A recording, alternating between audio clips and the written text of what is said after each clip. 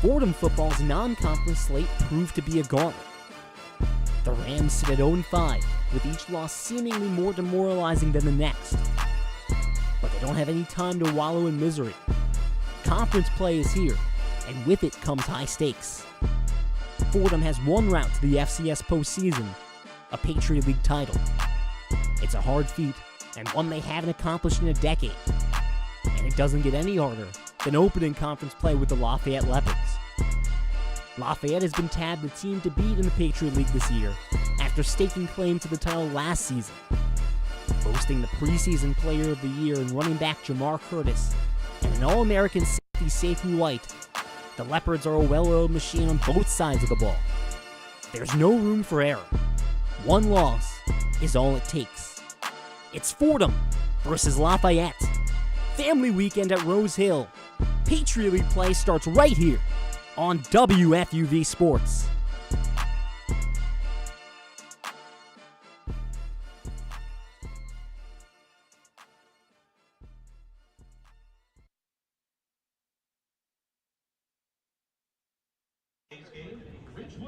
Patriot League play is here. Family weekend at Rose Hill. It's the 0-5 Fordham Rams take on the reigning co-Patriot League champions, the 2-2 Lafayette Leopards, Week 6 in the FCS. What's up, everyone? Lou Orlando, joined by Chris Carrino. And Chris, it's been a tough non-conference slate for the Fordham Rams.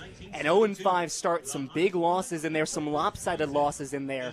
Somehow they have to turn the page and open conference play against the co-reigning champs and the Patriot League favorites, the Lafayette Leopards. Lou, today is good as any day for Fordham to turn it around. It's a beautiful day outside with Parents' Weekend. It's a real wholesome atmosphere here in the Bronx, and really just overall a perfect day for Fordham to get back on the right track. On the field, Fordham has struggled, obviously, still looking for their first win as now they enter Patriot League play. And on the other side, Lafayette, similar level of something to prove here, but almost for completely different reasons. Lafayette have a chip on their shoulder as well, and on the field, it should be some of the best football we've seen all season long. Well, we're excited to bring you Fordham football on WFUV Sports. The Rams home at Jack Coffey Field for just the second time this season. We'll get you set up for this big conference game, but before we do, I caught up with head coach Joe Conlon.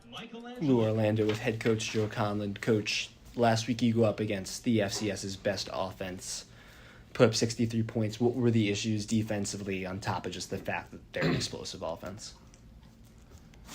Yeah, I mean, a lot of issues. We didn't tackle well, missed some fits. First play of the game, they go for, I think, 21. We had a guy at the point of attack and just, didn't run through contact.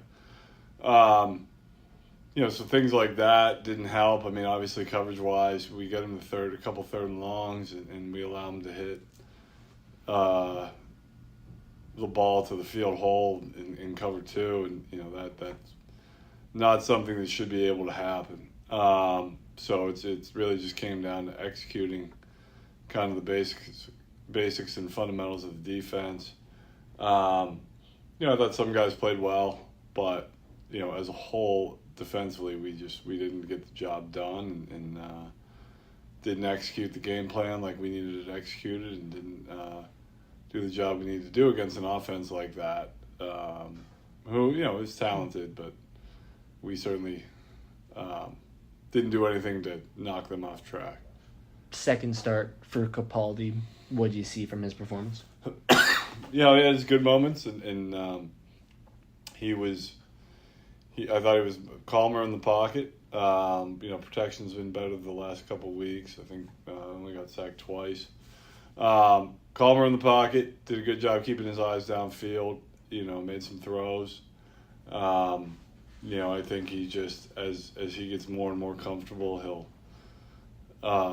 find the ability to take his kind of yes-no access balls on the outside and get a little more comfortable knowing when to hand the ball off. When he did a great job, I thought, with his legs in the run game.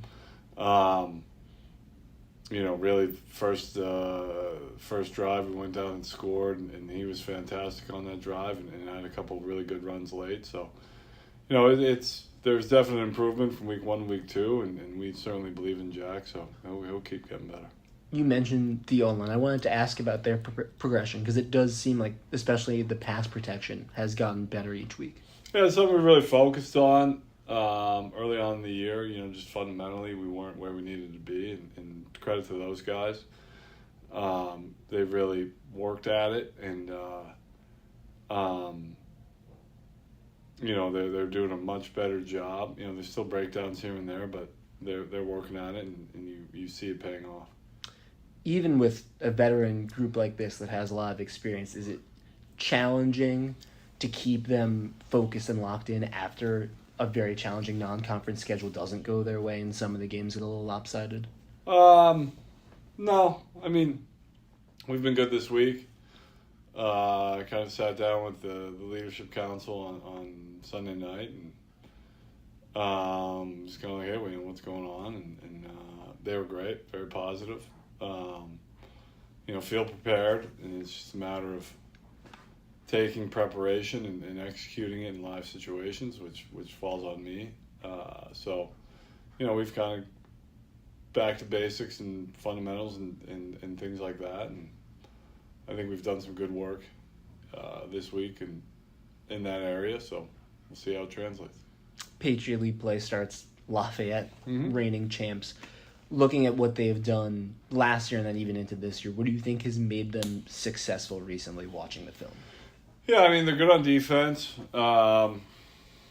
You know, they're aggressive. They blitz well. They do some good things coverage-wise when they blitz. You know, really get their third-level guys involved in the run fits and things like that. Good up front. You know, they're good at linebacker. They don't make a lot of mistakes. Offensively, you know, they're really, really good at kind of taking what you give them and finding the available throw. Running back's a good player, quarterback's a good player. You know, they got a few good wideouts. The tight ends can be a weapon in the pass game, so and they're very sound up front. So they don't have a lot of weak points. You know, so you got to do everything you can to kind of find some and be very good with the football on your end. Coach, thank you and good luck. All right. Start of conference play, Fordham versus Lafayette, Week 6.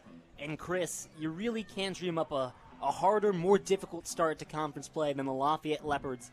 9-3 last year, 5-1 in conference, co-Patriot League champions with Holy Cross.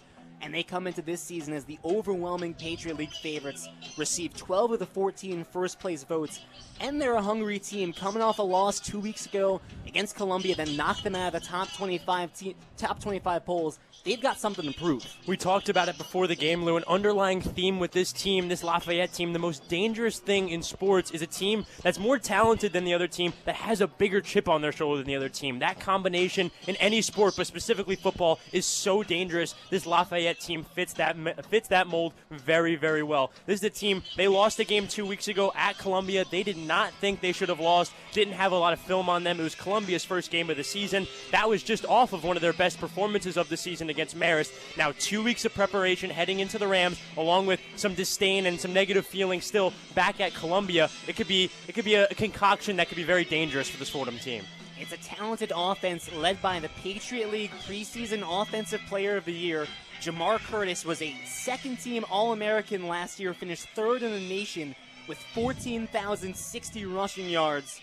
An absolute beast at running back. They've got a strong quarterback, Dean DeNoble, and we talk about a bye week allowing them to get healthy. Their number one wide receiver, Elijah Stewart, back in the lineup. This is an offense that can go up and down the field with ease. Yeah, this offense, whether it's against Marist or it's against that really tough game down to the wire against Monmouth, this offense is productive. They don't waste any snaps. They are very much in the moment with every single play. As you said, a guy like Elijah Stewart coming back healthy, missed the last couple games they've played, now is back. Such a game changer, along with Jamar Curtis, who is just a grown man, to say the least, an absolute grown man. And then Dean DeNoble, a guy that maybe could be thought of as a system player, but also has the arm to bat it as well. This is a very talented Lafayette roster, and this offense going to give Fordham's defense trouble all afternoon long. On the defensive end, they're led in the secondary by Sekou White, last year a second-team All-American. According to AP, they've got a strong defensive line led by the reigning Patriot League Rookie of the Year, Jalen Joseph.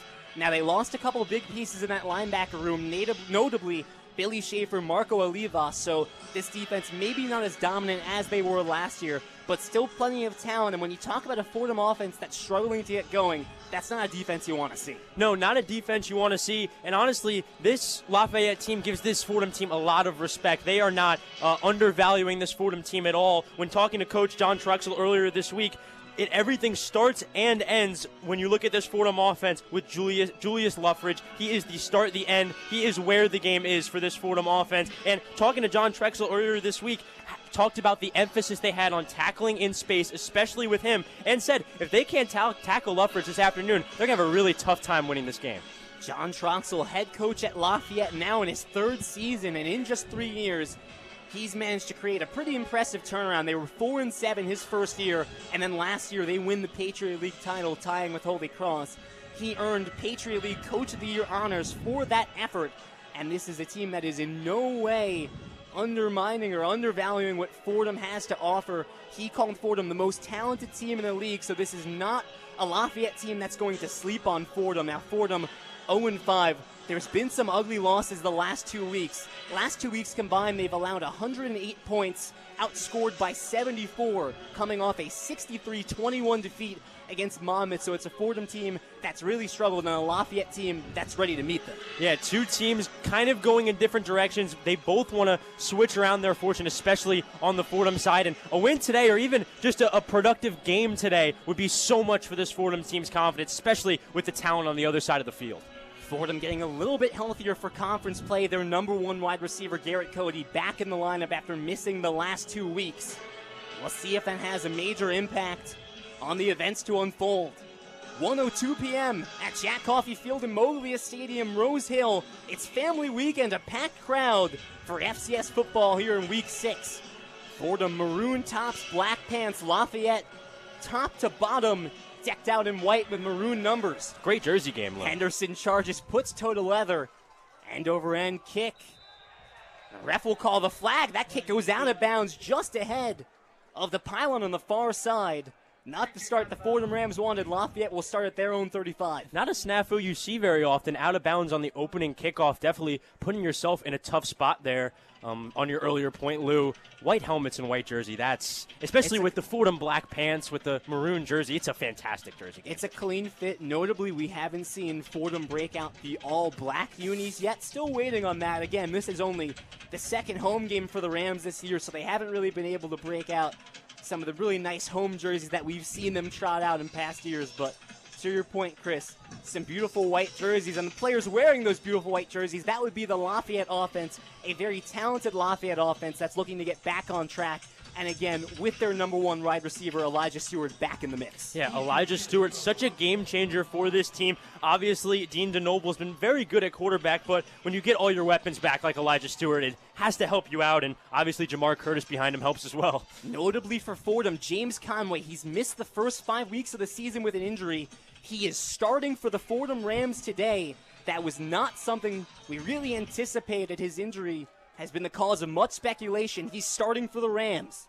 DeNoble in the gun. 1st and 10 from the 35. He's got Jamar Curtis to his left. DeNoble takes the high snap. Give up the middle to Jamar Curtis. Off a tackle, charging forward up to the 40.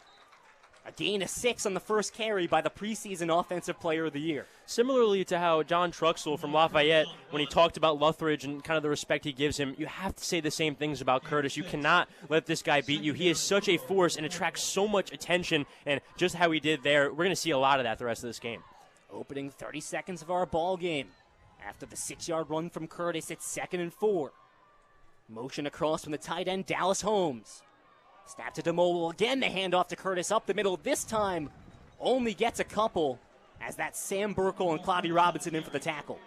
Yeah, productive stuff there. This Lafayette team just kind of at the door threatening. Can't let Lafayette get such a consistent amount of yards on each play.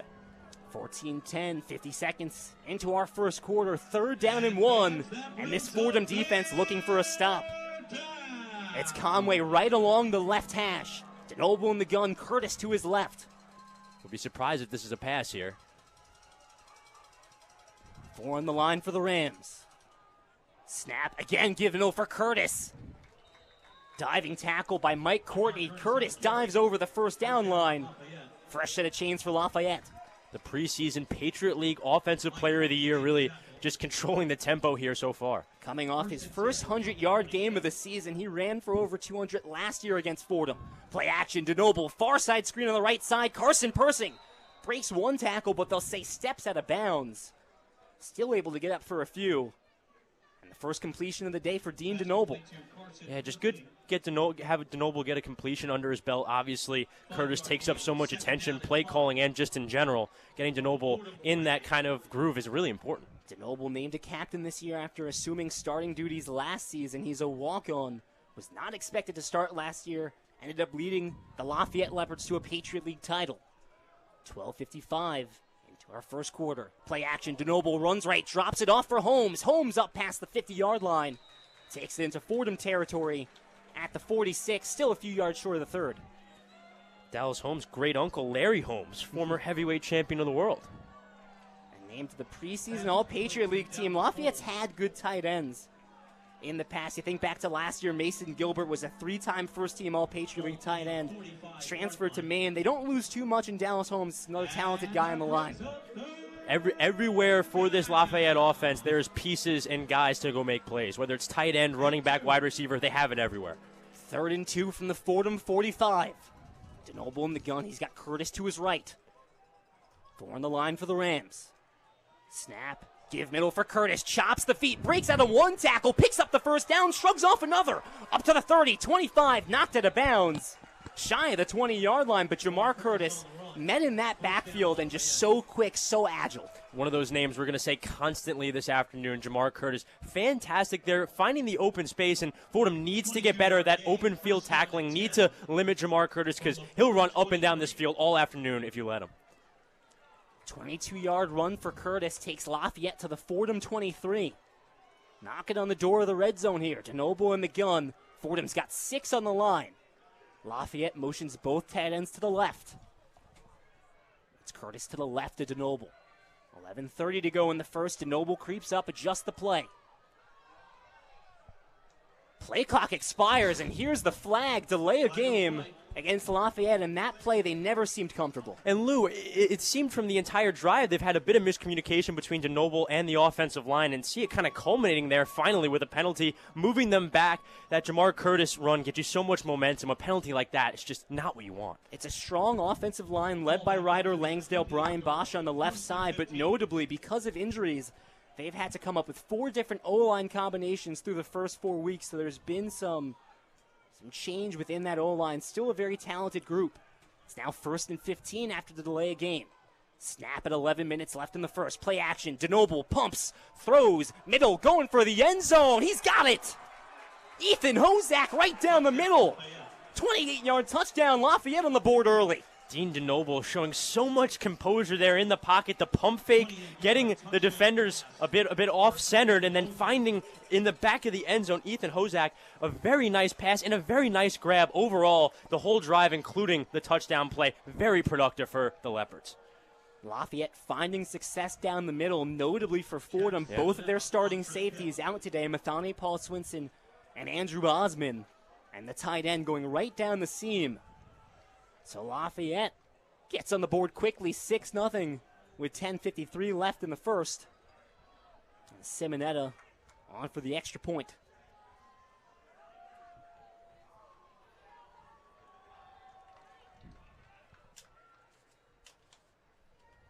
Snap the spot, kicks on its way.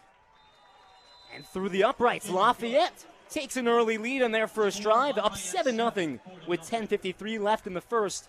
It's Fordham football. It's the start of Patriot League play right here on WFUV Sports.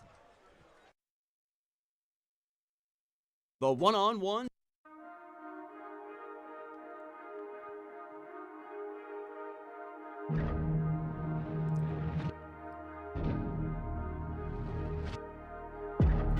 What's up, everyone? I'm Evan Harkin, your New York Jets beat reporter for the 2024 season. Stay up to date with all things white and green from MetLife Stadium. From Aaron Rodgers touchdowns to Sauce Gardner interceptions, I've got you covered. So join me and Gang Green on Twitter at Ev Harkin and stay locked in with the JETS on WFUV, your home for New York sports.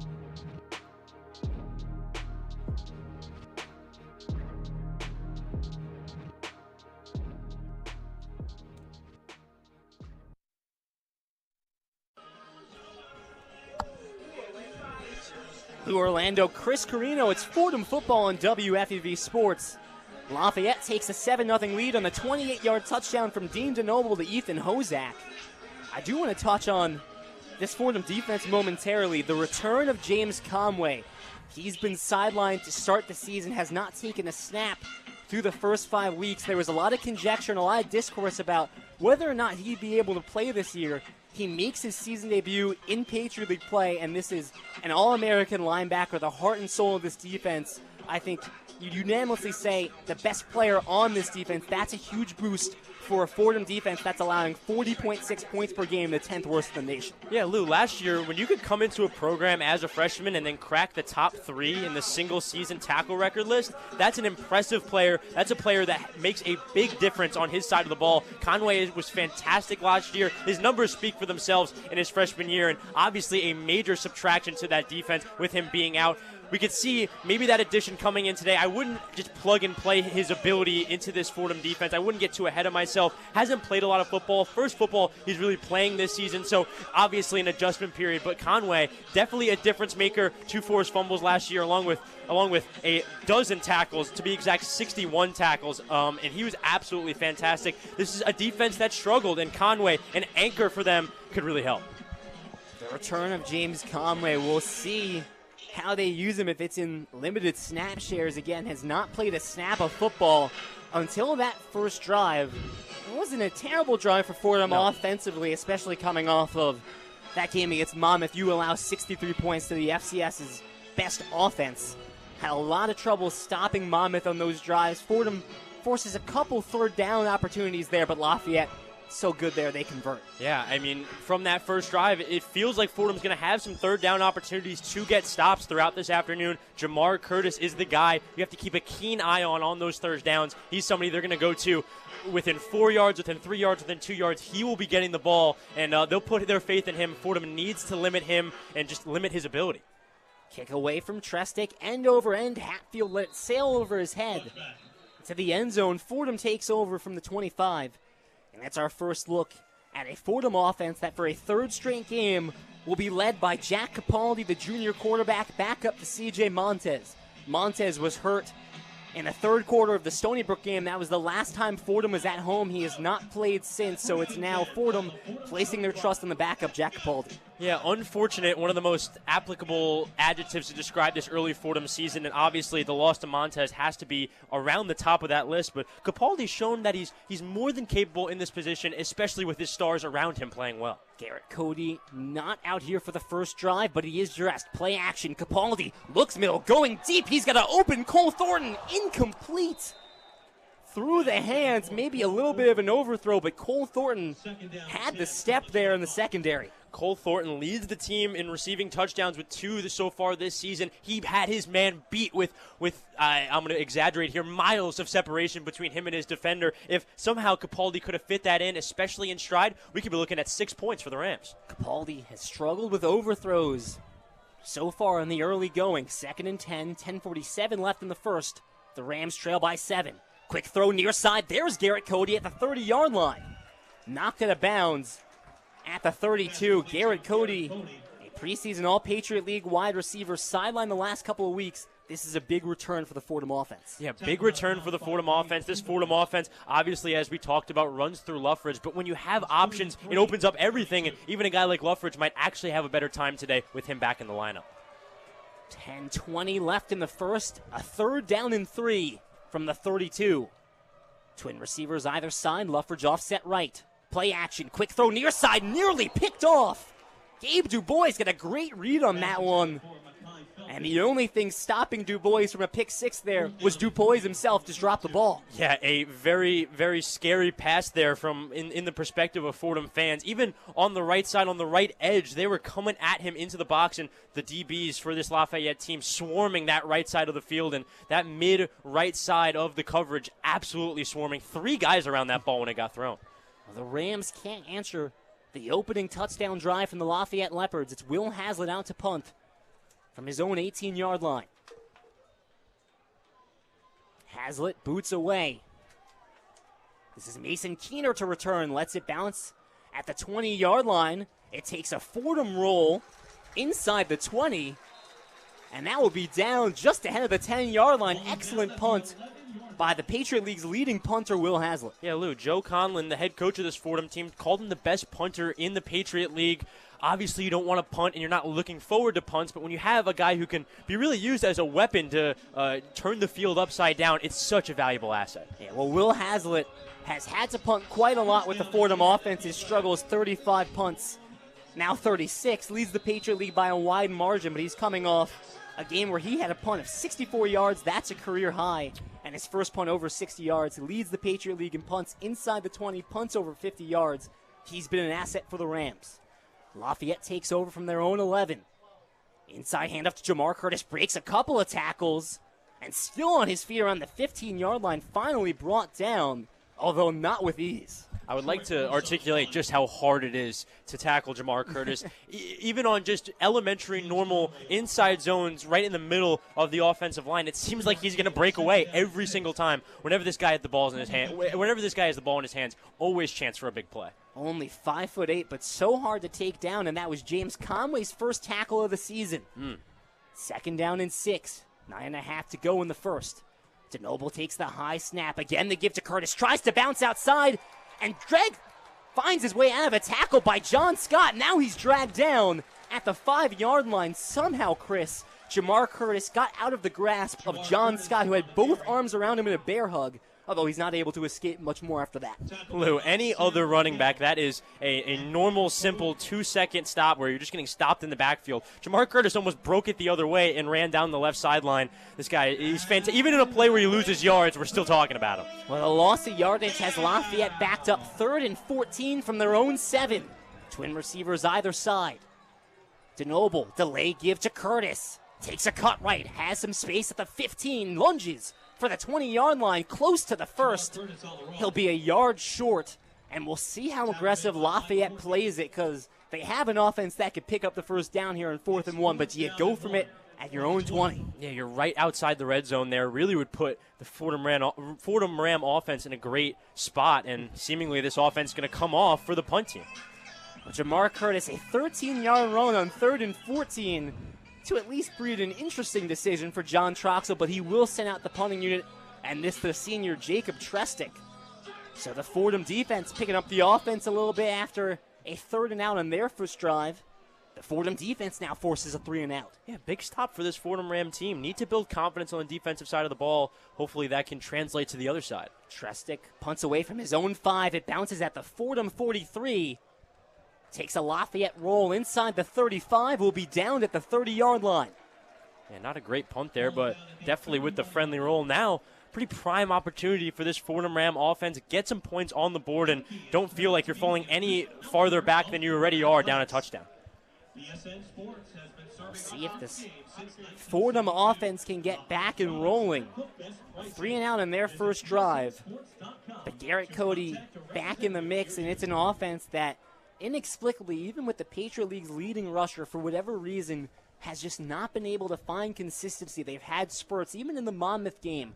A strong first drive, a couple strong drives in the second half. Just can't string together multiple good drives. Yeah, can't string together multiple good drives. Consistency is one of the keys for this Fordham team going forward. If they want to have any sort of success, obviously Luthridge with all the natural talent you could possibly want, but the line in front of him having some miscellaneous trouble throughout this season so far, along with just general issues that have kind of made the run game underperform in multiple different ways. Luthridge needs to get the protection that he needs along with Capaldi in that pocket. And if they could both receive protection with Luthridge running and getting good blocks and Capaldi not really having to worry about rushers and guys who are free, that would really be where they're the most productive. Well, you bring up an interesting point.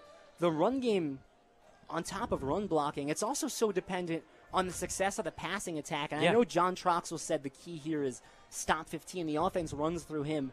That's not a sentiment you would hear in years past, whether it was last year when C.J. Montez led the Patriot League in passing, the year before when DeMorat led it.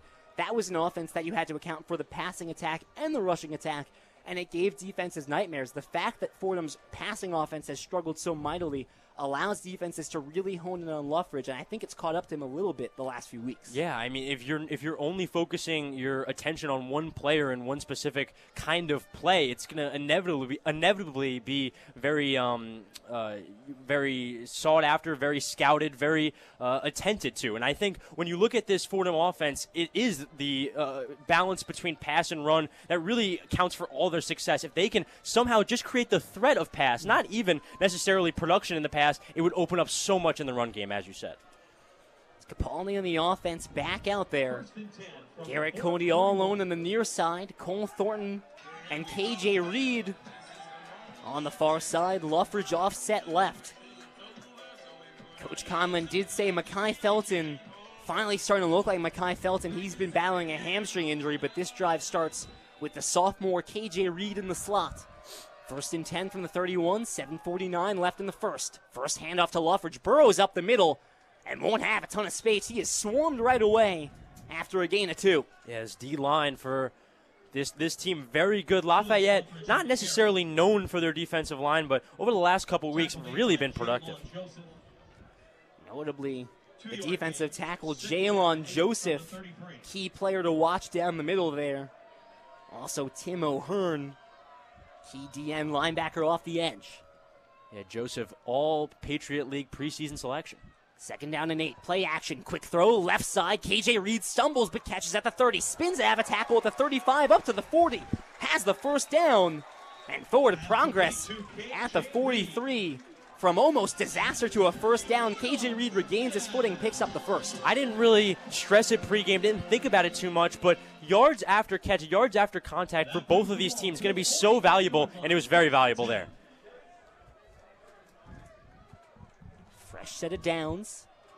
6:43 and ticking, 7-0. The score in the first quarter. Fordham has trips on the near side. Capaldi looks left, throws left. Cole Thornton all alone, shy of the 50-yard line. He's tackled at the spot of the catch after a gain of 7. Productive play there. You like to get productive yards on first down. First down can always be an array of different things, but to get productive yards, set yourself up for the next 2 plays. Very important. Fordham finding some openings in this Lafayette secondary to start. Yeah. 2nd down and 5. 6:10 left in the first quarter. Fordham up to their own 48. Capaldi the snap. This time the give to Luffridge. Not a ton of space. Brought down right around the line of scrimmage. Actually, this one will go for a loss. Luffridge couldn't find a hole.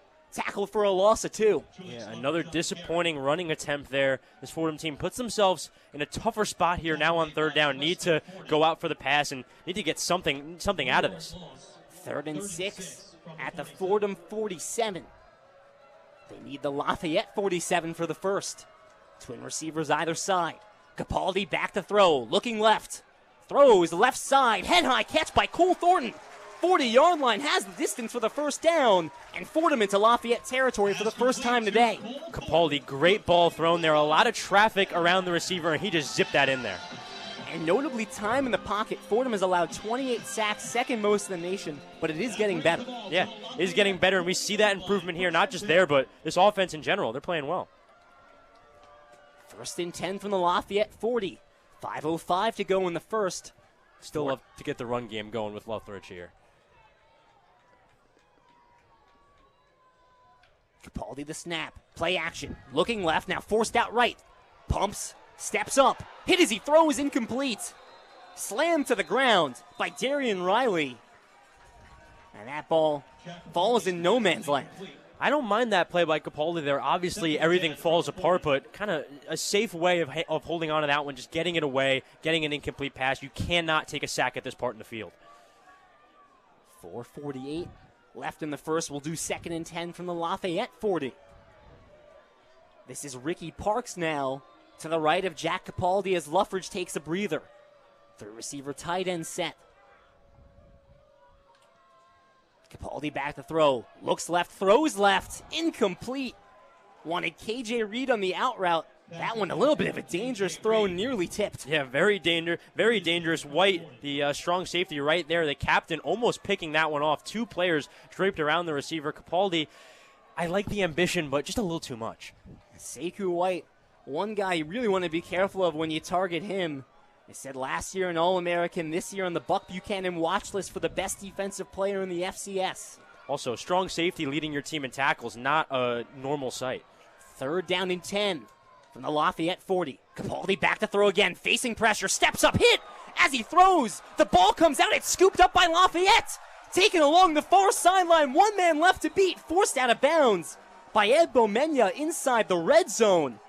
But Jack Capaldi hit as he throws it, scooped up by Demarion McCoy.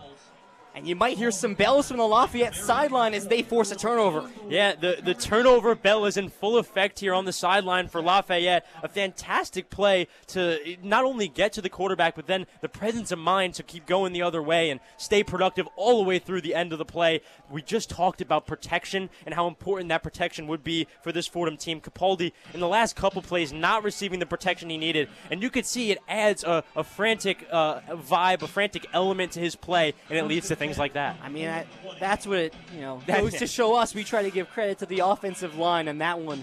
Pressure right away on Jack Capaldi. You don't blame him for the fumble. He was trying to throw, hit as he tried to throw, and the ball comes out. 4:34 left in the first. Lafayette picks up from the 20-yard line of Fordham.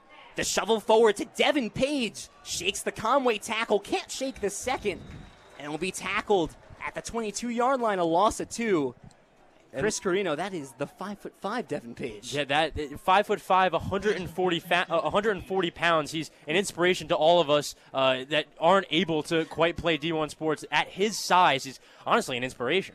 Page still out there in the near side slot with the tight end Dallas Holmes as well. 2nd and 11 from the Fordham 21. Lafayette looking to add to a 7-0 lead. A flinch from the defense, no flag. Dembele looks to the sideline for the call, and now Fordham will take a timeout, their first of the half. Well, things moving very quickly for the Rams. The fumble, the return takes Lafayette to the 20-yard line, and Fordham doing their best to keep this a one-score game. It's not going to be easy. Yeah, just to touch back on our conversation earlier about this Fordham offense and protection, when you look at some of the woes and the problems they're having on the offensive side of the ball, it's not being able to get the run game going, Lutheridge struggling, and then Capaldi not receiving the protection that he necessarily deserves to get the balls out and make plays that he wants to make. Both of those things rest on the offensive line. Need to either make adjustments or make changes. Something needs to change in that offensive line. And the frustrating thing, we talk about inconsistency from drive to drive. How about inconsistency in the middle of drives? Yeah. Fordham looks so good taking it into Lafayette territory. Capaldi composed, and all of a sudden the O-line breaks down. You have this big turnover, this big swing of momentum, and it's felt like that's been the story all season long for the Rams. 2nd and 11 from the Fordham 21. 3:50 left in the first. Lafayette a 7-0 lead. Dembele takes the snap, play action, throws, middle, waist-high catch by Chris Carrino, takes it into the end zone. 21-yard touchdown by the Leopards. They're up 2 scores. Yeah, Carrino, 115 yards in their last game against Columbia. Also productive in his homecoming as an Ocean Township native against Monmouth. Now productive once again, and that was very similar to the first touchdown we saw over the middle, right pass with a lot of composure shown from Dean Dembele, and this Lafayette team, a lot of good signs offensively. The Fordham Rams this season, just starting the year at 0-5, they're no strangers to going down early, and that seems to be the story once again. Snap the spot, Simonetta's kick on its way, and straight through the uprights. Lafayette a 14-0 lead in the first quarter, 3:46 to go. Lafayette up 2 scores. Fordham football looking to respond. It's Fordham football on WFUV Sports. We'll be right back.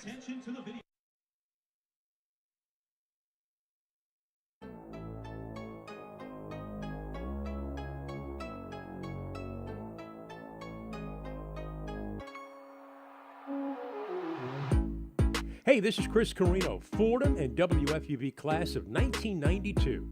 WFUV is your home for all things Fordham athletics, with live coverage of Fordham football, Fordham men's and women's basketball, in addition to our Saturday show, One-on-One. Stay right here on 90.7 FM for all things WFUV sports.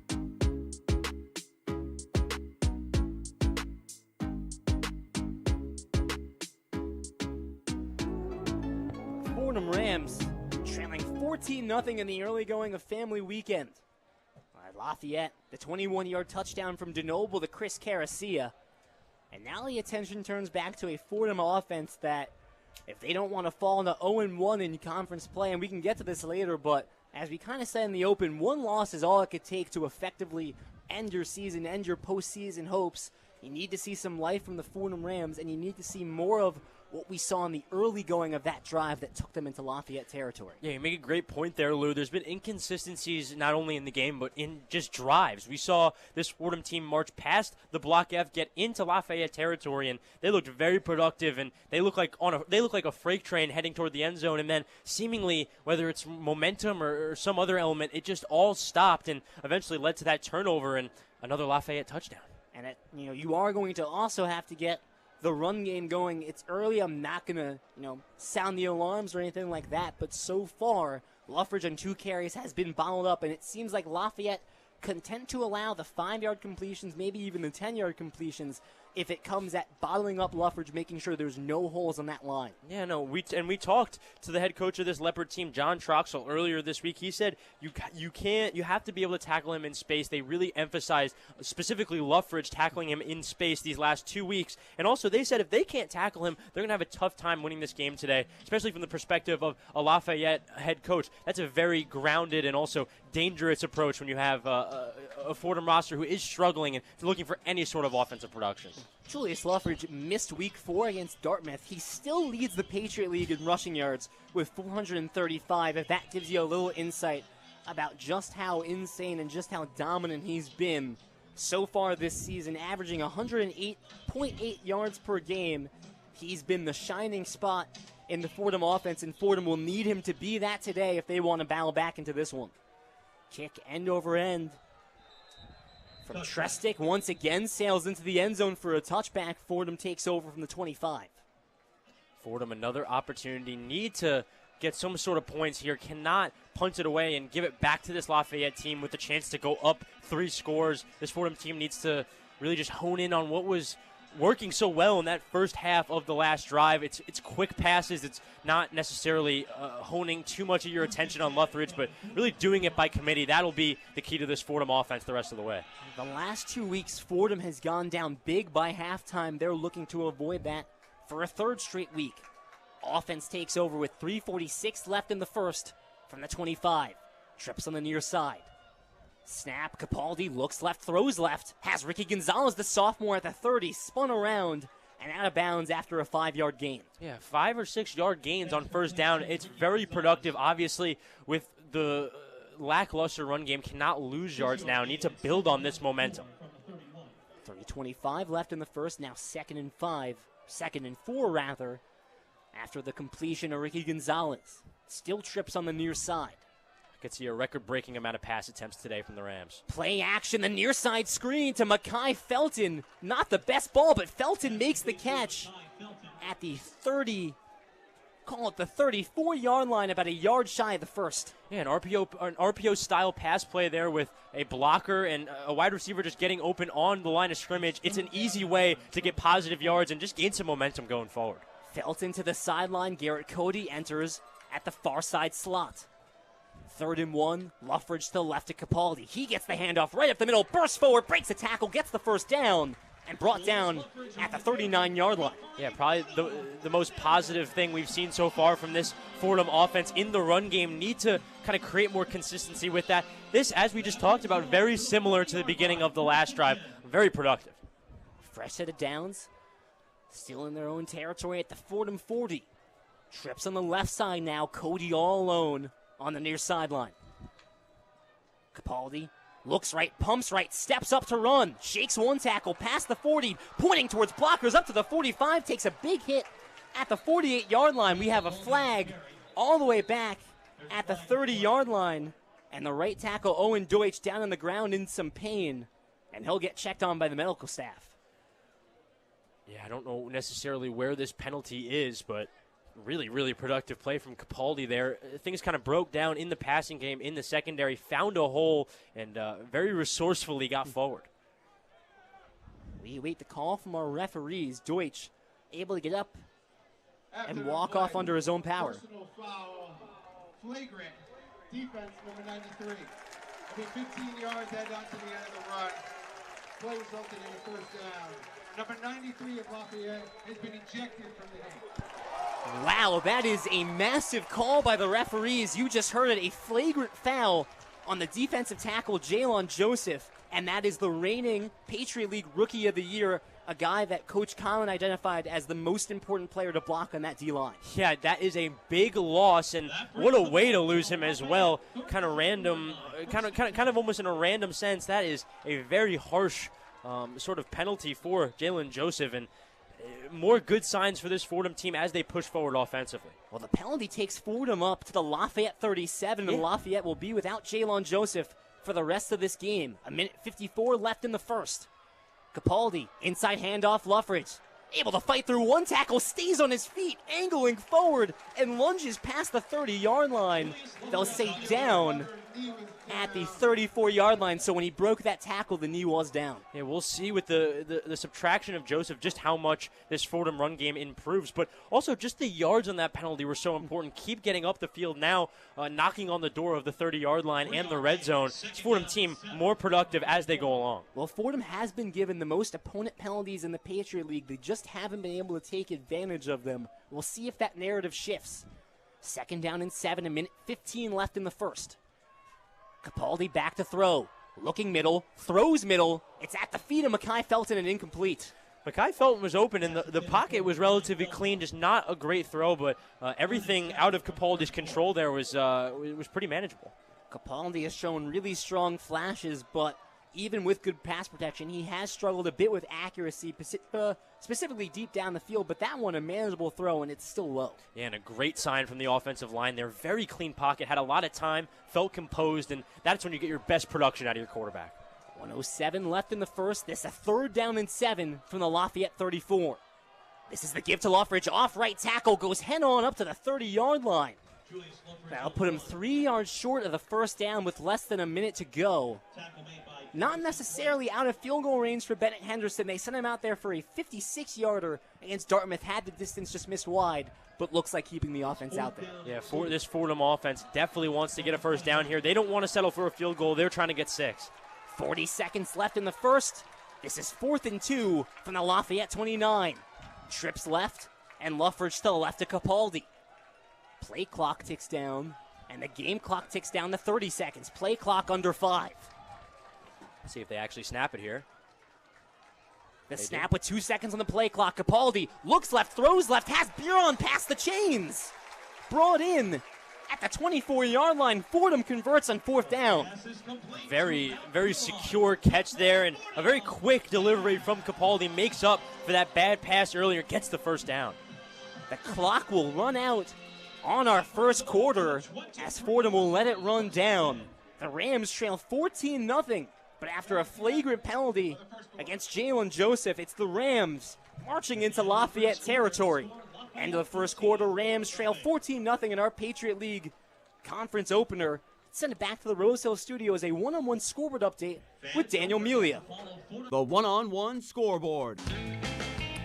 It's a pretty quiet day here in the FCS, at least in the early window. The only other Patriot League game is Holy Cross and Colgate, and the Crusaders lead Colgate 3-0 early in the second quarter in Hamilton, New York.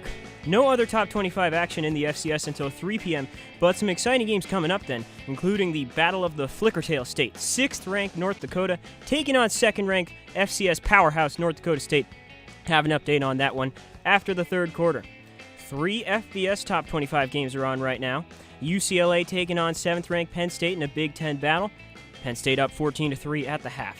Missouri, the number 9 team, meets number 25 Texas A&M in College Station, and Texas A&M is flattening them 24-0 at the half. Finally, the SMU Mustangs are in Louisville to play the 22nd-ranked Cardinals. SMU's up 21-13 at the half in that one. To wrap things up, MLB's Division Series is underway, with the red-hot Detroit Tigers paying the Cleveland Guardians a visit, but Cleveland up 5-0 after a monster first inning. All 5 runs came across against Tyler Holton before an out was recorded. Those are the scores for now. Back to you, Lou and Chris. Well, and thank you, Daniel. You can hear from him again at the end of the third quarter. But let's bring in the third member of our crew. We have Ben Oppenheimer down field level at the sidelines. Ben, what do you see? Hey guys, here on the sidelines, despite being down early, there's still a lot of energy from Fordham. Team staff members mentioned that it being family weekend is a great motivator for these guys. There's determination for the players to stick together, stay positive.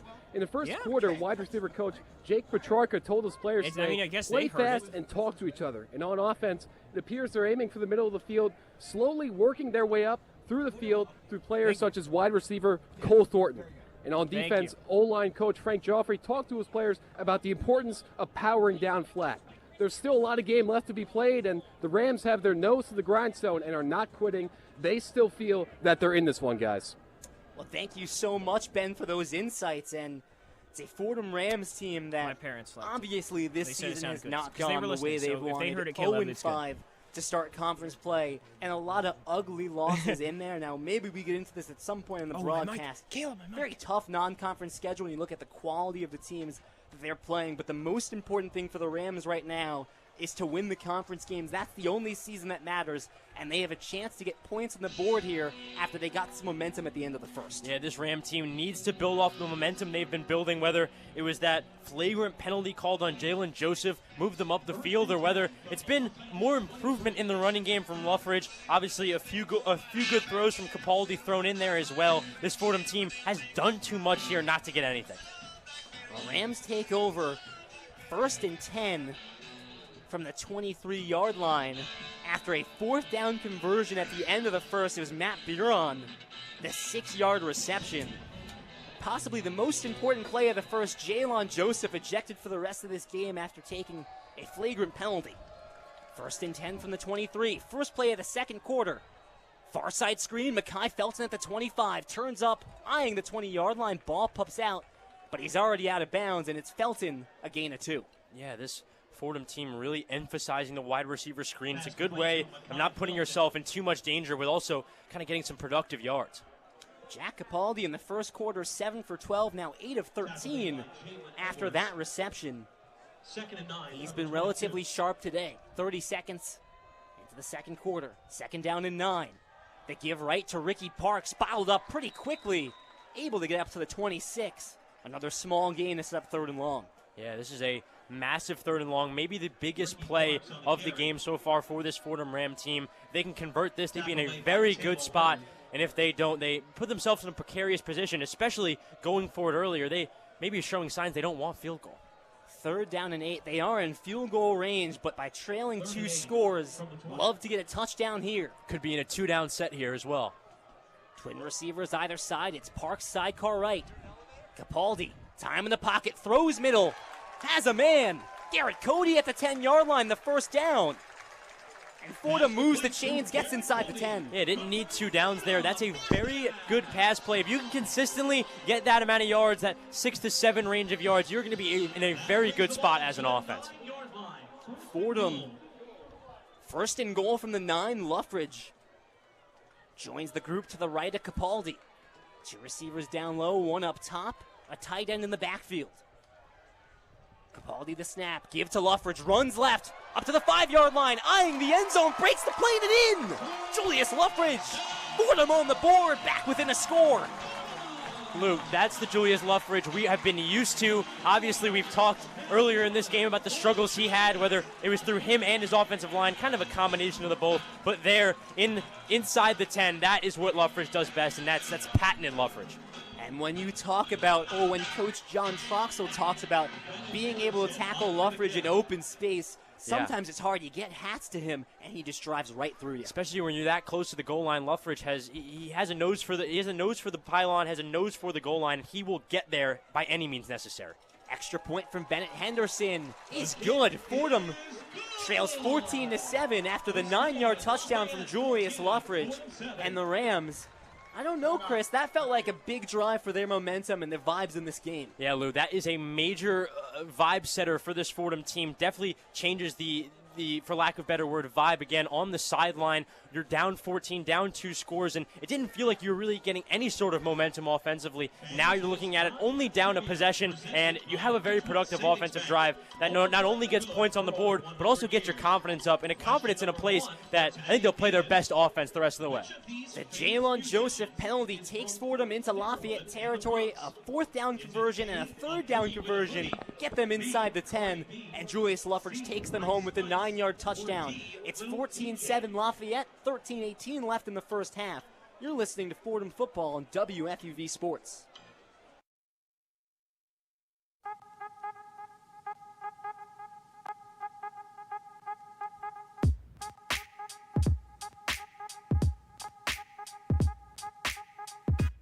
How's it going, everyone? Will Talent here, your New York Giants beat reporter for the 2024 season. Follow alongside me at talent_Will on X to catch all of the updates on your New York Football Giants from MetLife Stadium. With rookie sensation Malik Neighbors and big free agent acquisition Brian Burns, WFUV Sports is the place for Big Blue coverage. WFUV, your home for New York sports.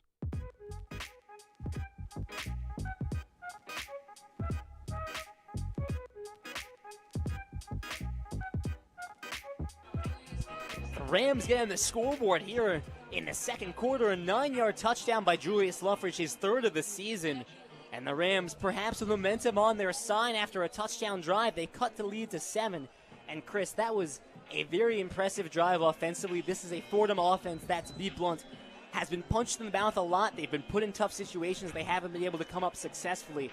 On that drive, big-time 3rd down conversions, big-time 4th down conversions, success in the passing attack, everything you want to see. Yeah, everything you want to see, and the thing that stuck out to me the most in comparison to their last few drives in the first quarter was the variety in which they did it with in that drive. It felt from any sort of direction they were productive, whether it was a wide receiver screen or just a play or just in play action or a shotgun pass, and then also Luffridge, and in general that running game seems a lot better. That variety is going to be so important for this Fordham team, and I think it can lead to a lot of their success. Luffridge, 6 carries, 24 yards, and the touchdown. For Jack Capaldi, 9 of 14, 62 yards, completing passes at a 64% rate. And that is the composure in the pocket that Coach Conlon said to us, it's developing. You're seeing flashes of it. He still needs to get more comfortable, get more confident in his progressions, but we believe he can get there. Those are the drives that give them that confidence. Yeah, give him that confidence and give this team that confidence. When both are confident in each other and it's a confident relationship, that's when it works its best. Line drive kick, Bennett Henderson does successfully reach the end zone, so no penalty this time, although that one was pretty close. Lafayette takes over from their own 25, and we'll see if the Leopards have an answer. There's no better answer to kill momentum, especially for this Fordham team, than to go right down the field and score. Yeah, the opposing quarterback, the other guy coming in, Dean DeNoble on the Lafayette side, trust and confidence, big words, very important words when this head coach, John Trexel, talked about him, talked about his trust with his wide receivers, the relationship he's built with his wide receiver core over the last year. And he said last year, his guys thought he was tough, his guys thought he was a fighter. This year they fight for him, and that's a major distinction. Elijah Stewart not out to start this drive. He dressed today. Lafayette's #1 receiver has not had a catch so far. 1st and 10 from the 25, 13-18 left in the second, and looks like pressure perhaps coming from the second level by Barletta, who crept up on the far side. Here comes Barletta. Fordham sends 5. Quick throw far side for DeNoble. Has a man at the 29-yard line, refusing to go down. Eventually does at the 31. I could see Lafayette now in a position, they're only up a touchdown. They're really going to stress control over this game and try and hold on to their composure. Jamar Curtis controlling the game, that is where a lot of that control comes from. 6-yard reception for the tight end, Ethan Hozak. 2nd and 4, twin receivers either side. Curtis sidecar left. Snap, give Curtis. Elects to go up the middle, but met by Mike Courtney. Won't get much more than the line of scrimmage. Excellent tackle and excellent work by Conway and Courtney from that second level. Yeah, I said it was the biggest play of the game earlier. This is officially the biggest play of the game for this Fordham team. They can mount a stop here on 3rd down, get the ball back with a chance to tie it, or at least get within 4 points would be so valuable. 12:20 left in the third. A 3rd down and 3 for the Lafayette offense. Trips on the near side. Curtis sidecar right. Only 5 in the box, the 4D lineman in Conway. Snap, Dembele back to throw, steps up to run, throws on the run, knocked away. Great deflection by Boogie Owens, the freshman safety, slotting into the starting lineup. A big pass breakup, and he forces the punt. Just as you said, the line was a little less populated. That second level with the linebackers so populated, and it leads to the separation, the pass breakup there. Well, Chris, you said that was the biggest play in the game so far. Fordham comes up strong. It's a freshman safety that's been thrust into the starting lineup due to injuries to Mathani Paul Swinson and Andrew Osman. And Lou, we've talked, a big theme for this Fordham offense has been confidence. You got to think about it on the other side of the ball, too. This Fordham defense needed to build some confidence. That was a major confidence booster there. Trestic's punt bounces at the 30, rolls out of bounds ahead of the 20-yard line. And, Lou, just from staying in the Lafayette offense for a second, staying on that topic, you got to give the ball to Jamar Curtis more. Jamar Curtis, seemingly your best player. I've always been a big proponent in getting your best player the ball no matter what. Jamar Curtis is where you're going to control the game. It's where you're going to have the most composure. And to me, that's where you keep the clearest head and where everything doesn't get bogged down. Jamar Curtis needs to be utilized more in this Lafayette offense. Well, just one carry in that last drive. It went for a gain of 1. And, Dean Dembele, an excellent quarterback, right now leads the Patriot League in some metrics, but you have to think Fordham content to let Dembele throw the football as opposed to tackling Jamar Curtis. Yeah, a lot of passing on both sides today. 1st and 10 from the 27. Inside handoff, Ricky Parks. Waits patiently in the backfield, now surges forward and picks up 2. And for Capaldi, behind center, he has the snafu with the turnover. He fumbles it. Lafayette goes the other way, and then immediately on the next drive, maybe his most productive drive, not only of the game, but maybe of the season so far, that kind of momentum needs to lead him to more success the rest of the game. 11:30 left in the first half. Capaldi in the gun on 2nd and 8. Twin receivers either side. It's Parks to the left. Again, the give to Parks. Takes it up the B-gap. Met rather quickly. Will do his best to charge forward. But again, a humble gain of about 1 or 2. Yeah, Fordham trying to amount some sort of run game here. You can't do it without trying, right? Preston Forney, the only returning starting linebacker in that unit, comes up with a tackle. 3rd down and 5. Fordham had a big 3rd down conversion last drive. Can they do it again? Trailing by 7, looking to even up the score. 10:48 left in the first half. Twin receivers either side. Capaldi back to throw. Looks right, fires right. Brought in by Cole Thornton. A yard short of the 1st down marker. I'll say at the 36-yard line, needed the 37. 3rd and short, Capaldi very well, doing a very good job throughout this game of finding guys open, especially in such high-pressure situations. The Rams keep the offense out here for now, and it's Luffridge entering the backfield. Capaldi peering in at the sideline for the call. Last week, Fordham had a 4th down and 1, down 2 scores in their own territory. They decided not to go for it. Monmouth ended up driving down the field, took a 3-score lead. Now they'll go for it on 4th down and 1. 5 seconds on the play clock. Snap. Handoff Luffridge right up the middle. Burrowing forward, picks up the 1st down. Julius Luffridge moves the chains, gets up to the 39-yard line. Yeah, still maybe a bad taste in their mouth after the Monmouth situation where it was almost verbatim the same play. They now opt to go a little less conservative than they did in that Monmouth game, and it proved dividends for them. After the 1st down carry, or the 1st down pickup rather, by Luffridge. 9:25 left in the first half. Fordham up to their own 38. 3-receiver tight end set. Capaldi the snap, play action, quick throw near side, again almost intercepted. 18 to Tang. Leapt that screen pass, went right through his hands, but for the 2nd time today, Capaldi playing with fire. Yeah, 18 to Tang, preseason all Patriot League selection, almost too quick to the ball there, almost had it behind him, almost got it thrown behind him. If he was a little bit slower, it might actually prove to be productive for him. Fordham catches a break, this is 2nd and 10. Snap, Capaldi looks right, steps up, facing pressure, evades a tackler, rolling to his left, throws on the run, incomplete. Ricky Gonzalez got a finger on it, popped it up, and it falls to the ground, incomplete. Yeah, there was someone on the line, I believe it was Duke Leonard, who lost their helmet, became a bit of a non-factor there on that right side, and then just couldn't quite amount to anything. Very, very good effort there by Gonzalez, trying to keep it around, but nothing really of any note. Now a big third down for this Fordham team. An impressive play by Capaldi to avoid this sack and keep this at 3rd and 10. 9:04 left in the first half. The Rams trail by 7. 2 receivers either side. Capaldi drops it off near side for Luffridge. It's dropped and incomplete.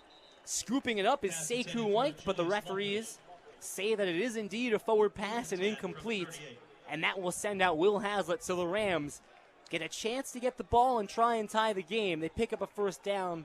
They can't string together multiple. Yeah, none of the positive traits we saw in the first half of 2 drives ago and all of the last drive, none of those elements were really there. Not enough variety in the pass and run game, along with just not enough emphasis put on Luthridge. I know there's a lot of attention on Luthridge defensively, but need to sort of get that run game going, because all you're doing right now is procrastinating it because it needs to get done. Well, Haslett will boot away. 9 minutes left in the first half. It bounces at the 20 and rolls inside the 20 after flinching towards the Lafayette side, then decides to bounce back the other way, and it's down at the 18. Will Haslett, both punts go inside the 20. Yeah, both punts go inside the 20. We talked about it in the first punt, a weapon for this Fordham team, a team that is punting maybe a little more than they're used to punting, a guy back there who could flip the field, get good field position, not only for this defense, but eventually maybe for the offense. Again, very important. Well, once again, let's go to our sidelines reporter, Ben Oppenheimer, with a Fordham football sidelines update. Hey guys, there was a burst of energy from the sidelines after that Julius Luffridge touchdown, breathing some new life into these Rams. They feel invigorated, chanting and jumping up and down before and during breaks, as they want to turn that first moment of scoring that we saw into some momentum, not just a blip on the radar. And team staff and coaches love the adjustments on the field that the players have made since the first quarter. After some solid defensive play, a staff member exclaimed, "Great, now let's go score some touchdowns." The vibes are high down here, gentlemen. Well, thank you, Ben. And I think you get a lot of interesting points there by Ben Oppenheimer down at the sidelines.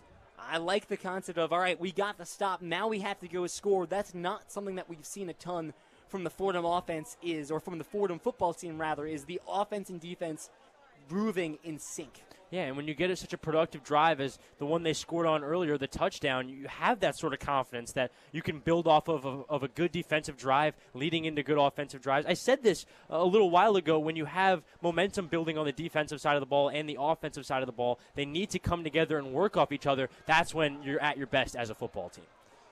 Fordham, as they've done for much of this season, is going to have to rely on their defense for some stops here, and once again, they're going to put the faith in their defense. Will Haslett, an excellent punt.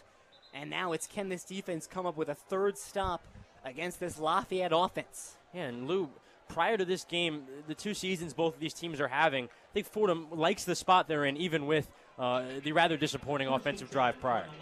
There's something, I think, reinvigorating about you're out of non-conference play. It's a new season. The only thing that matters is Patriot League play. For all these teams, pretty much a fresh start.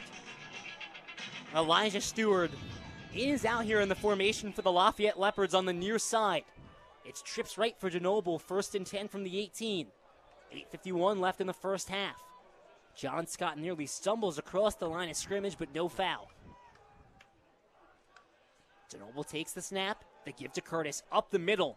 Has a little bit of space, gets up past the 20-yard line, calling a gain of 3 up to the 21. It's good. It's good run prevention there from the Rams, packing the box, getting a lot of bodies in there. Curtis is a great player, but he's not a miracle worker. He can't phase through players. Curtis averaging a hair over 6 yards per carry in this game so far, but Fordham's done a nice job of containing him as of late. 2nd and 7, motion across from Holmes as he joins the backfield on the left side. Handoff, Curtis bounces out left, shakes past one defender, can't shake past the second.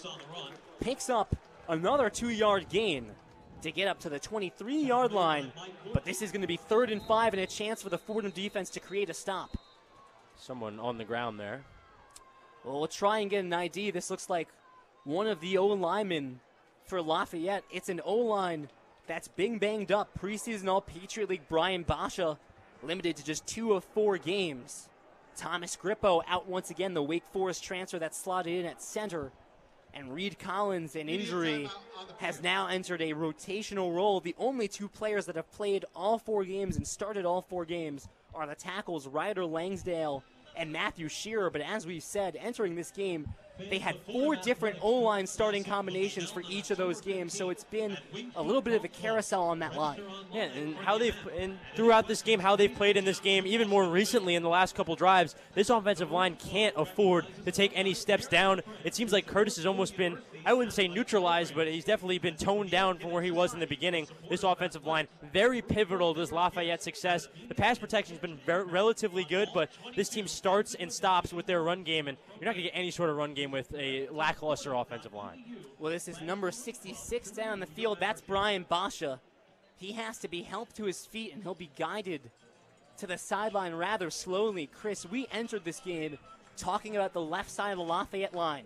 Ryder Langsdale, the captain at left tackle. Brian Basha, the left guard. Langsdale, an All-American. Basha, an All-Patriot League selection. That's a great pair of linemen to have for Curtis if he wants to run left, and that's a major loss if he can't return. Yeah, and Batia has played every game here since the beginning of the played every game for the Leopards since the beginning of the 2022 season. One of the longest tenured players on this team, and I would say that is extremely important, especially on an offensive line that is having their own trials and tribulations right now. That kind of experience matched with that kind of skill is a major loss for this Lafayette team. Well, as John Troxel said, he said it's kind of weird. They said maybe injuries were a blessing. It's created more depth for ourselves. You could see 8 O-linemen today. Now, he just meant in the rotational sense. I don't think he was anticipating that one of his O-linemen would get hurt. But either way, it's at least a team that's dealt with these injuries before and has the depth perhaps to make up for it. Yeah, Michael Dincher, the State College, Pennsylvania native, played against Buffalo Monmouth and Marist. Obviously, you would like to have your starters out there, but through injuries, a silver lining glass half full kind of side of it has been they've seen more diversity. They've seen more of an array of talent. They've seen more guys out there producing, and obviously you don't want those injuries, but it opens up a whole nother world for you. 8:04 left in the first half as play resumes, and it's a 3rd down and 5. DeNoble's in empty. 3 receivers up top, 2 down low. Fordham spread here with the 5 wideouts, and they will take their second time out of the half. Another critical 3rd down, looking for a stop.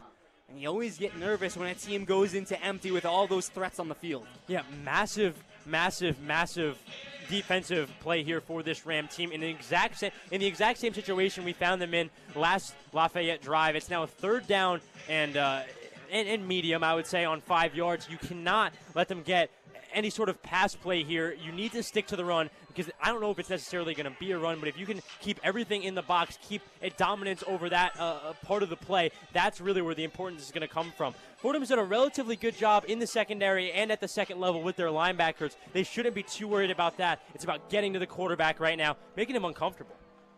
DeNoble in the gun for 3rd and 5. Now he has Jamar Curtis to his right, and 3 receivers on the near side as well.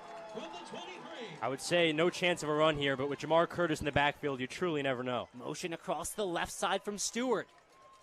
Fordham sends 5. Play action. DeNoble looks left, throws left, brought in by Elijah Stewart. Has the first down at the 35, shakes 2 tackles, and goes out of bounds at the 39-yard line. Almost exactly what I was envisioning as the worst possible case scenario there for Fordham. A clean pocket, not getting a lot of pressure to the quarterback, and then just finding a wide open wide receiver. 1-on-1 between Stewart and Perkins, and Stewart wins that battle, his first reception of the ball game. 1st and 10 from the Lafayette 37. Play action. DeNoble facing pressure, steps up, scrambles, left side. He'll take it himself and tuck it. Brought down at the 42-yard line, a gain of 5 from the mobile quarterback. Shouldn't really gain any yards there. So much composure from DeNoble getting upfield and getting a lot of yards he should have no business getting.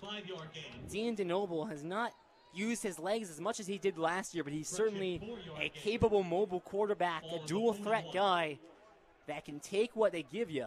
Yeah, the threat's definitely still there. 2nd and 5, 7 minutes left to go in the first half. Trips right, now Dallas Holmes motions onto the line. High snap, fumbled by DeNoble, picks it up, and he's rocked! At the 33-yard line, Mike Courtney credit him with the sack. A massive hit that moves the Lafayette offense back. This Ram team capitalizing on a mistake, setting themselves up in a great position for 3rd down. But even in a play like that with Dean DeNoble where things could be all going wrong, he kept his composure, got on top of the ball, and didn't turn it over. Oh, what a massive hit by Mike Courtney. It sets up 3rd down and 12. And that brings up 6:20 to go in the first half. DeNoble in the gun at his own 35. Conway fakes the blitz. Fordham sends forward. DeNoble going down the left sideline. Incomplete. Wanted Elijah Stewart, overthrew him. Tight coverage from Niall Perkins. And Fordham set up to get the ball back with 6 minutes left to play in the half. Yeah, Carson Persing and Elijah Stewart both semi-open, getting themselves open on that far sideline. Couldn't quite find either of them, but another great defensive stop from this Fordham team. This Fordham defense really been consistently good over the second quarter. This defense has been battered. They've been bruised. But the return of James Conway has invigorated life into this unit. And they have come up with stop after stop after stop against this Lafayette offense. Trestick just barely gets the punt away. Hatfield Fields at the 20-yard line will try to return, and not much space met right away. Takes it up for maybe a couple to the 25-yard line. This Fordham offense will have to go 76 yards down the field to try and tie this game, but they've got 6 minutes to do so. Yeah, 6 minutes on the clock in this first half for the Rams. Still find themselves within one possession of this Lafayette team. Definitely in a position pregame they would love to have, but they've honestly played a good game. They could be in even better position right now if they would have capitalized on their last offensive possession. Need to capitalize here. Can't have continued defensive stops and then not do anything offensively. It's a terrible combination. Capaldi takes over at the 24. Three receiver tight end set. Luffridge sidecar left. Luffridge gets the handoff, runs right. Brought down around the 24-yard line. That's the line of scrimmage, no gain. You could see with this Lafayette defense just how much of a priority they put on Julius Luffridge throughout this game. He is seemingly the eye. He's the apple to everyone's eye out there in the defense. He attracts all the attention. This Lafayette D-line, even without Jalen Joseph, plenty of depth there, plenty of muscle to fill those holes. 5:30 left in the first half, 2nd down and 10. Play action, Capaldi pumps, time in the pocket, floats, left side, Ciccio rises, makes the grab in Lafayette territory. At the 48, Lafayette, or Ciccio rather, high points the ball, what a nice catch. Jack Capaldi shows great pocket presence there. Similarly to the quarterback on the other sideline, pump fakes it, gets a better look at the secondary, and then delivers a perfect pass, and also the catch fantastic as well. Fantastic catch by the graduate student tight end, his first of the season. As a receiver on a 50-50 ball, perfect placement, just getting up and going and get it. Less than 5 minutes to go in the first half. Capaldi throws again, left side, diving grab at Ciccio again. This time at the 43. Positive yards. They're past the block F now, pushing forward. This is the productive Fordham. This is the positive side of the production on the Fordham offense. And moving quickly, moving with speed in a way that we haven't always seen this season. After the 4-yard grab, 2nd down and 6. Fordham in Lafayette territory at the 43. Twin receivers either side. Luffridge sidecar right. 4:15 left to go in the first half. Play action. Capaldi pumps. Facing pressure, he's brought down at the 50-yard line. Able to hold on to the ball. But a sack coming from that far edge. And that's Tyree Morris, the junior D-end. Fantastic sack there. Fantastic pressure on the quarterback. And a very timely sack there. A lot of momentum built by this Fordham team getting up the field. And now a 3rd and long at midfield. Definitely changed the momentum of this game completely. Loss of 6 makes it 3rd and 12, 3:47. Left to go in the first half. Ball at the Lafayette 49. Capaldi back to throw, facing pressure. Scrambles left, tucks it himself. 45-40, slides at the 35.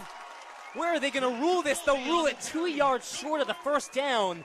Capaldi's slide carried him past the first down marker, and Coach Conlon's going to come out and say that Capaldi picks up the first down. They are emphatic that it's a first down. This spot is about 2 or 3 yards short. Yeah, I'm pretty sure, Lou, from our vantage point, he had the first down. I don't know why, as a quarterback, you'd slide shy of the first down. He had all the room in the world. Definitely felt like a first down to me. Now 4th and 2, big spot for this Fordham offense. 4th and 2, 3 minutes to go. Fordham perfect on 4th downs today.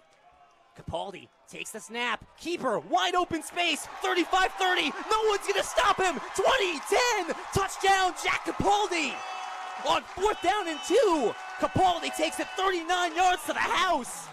And my goodness, the Rams have stormed back 1 point shy, a tie in this game. A massive play by Capaldi there on the keeper. Felt some frustration not getting the first down on whatever the ball placement was from the referee on 3rd down. Then on 4th down with all seemingly the sea parting for him and using that speed we talked about earlier. Hasn't been utilizing it to the best of his ability, but when he has to, he does. And that was the best example of that. In front of a very well-attended crowd for family weekend. As the extra point, Bennett Henderson. Snap, spot, kicks on its way, and good. In front of this nice family weekend crowd, the Rams have battled back from a 14-0 deficit. They tied the game in the first half with 2:50 to go. Keep in mind, they get the ball back to start the second half. So you're looking at this Fordham defense to come up with one last stop. We'll get to the defense. I want to talk about the offense. Jack Capaldi, a 39-yard touchdown run on 4th and 2 last week. Some of Fordham's success came from that QB keeper, and that one wide open. Chris, you said it, the seas parted for Capaldi. Yeah, it's confidence and composure for Capaldi. That is the dynamic duo for him. If he can exude a confidence on that field to make plays that he can make, along with the composure of not getting frantic, staying in the pocket, staying composed, so important. And this Fordham team, low expectations heading into this game. They haven't won a game all year, going up against the Patriot League champion entering Patriot League play. They're now tied heading into less than a minute into the 2-minute warning. This is a great spot for this Fordham team. They're jumping up and down on the sideline. So much momentum. And we'll see. This Fordham defense has been very good so far in this first half. Will they compound that with more good defense here? And a lot of very positive shoulder taps on the sidelines for that offense, for the O-line. Garrett Cody going around and giving his guys some love. End over end kick from Henderson. Taken out at the 15-yard line, 20-yard line, shakes the tackle. And still going up to the 35-yard line. Oh, an impressive return. Yeah, some miscommunication from the Rams there, tackling on the sideline. Ends up cutting it back toward the numbers and getting like 10 extra yards. That's Ethan Weber on the return, just his 3rd kick return of the season. And he takes it up to the 34-yard line. And that's going to give Lafayette pretty solid starting field position. And we shouldn't get ahead of ourselves, right? 2:41 left in the first half. Lafayette has time to get a score on the board here. Yeah, and Lafayette struggled offensively so far. They need to get it to their best player, Jamar Curtis. Get the ball in your best player's hands. 1st and 10 from the 35, 2:41 left in the half. It's Curtis to the right of Dean DeNoble. Curtis gets the handoff up through the B-gap, has space, 40, up to the 50-yard line in a flash.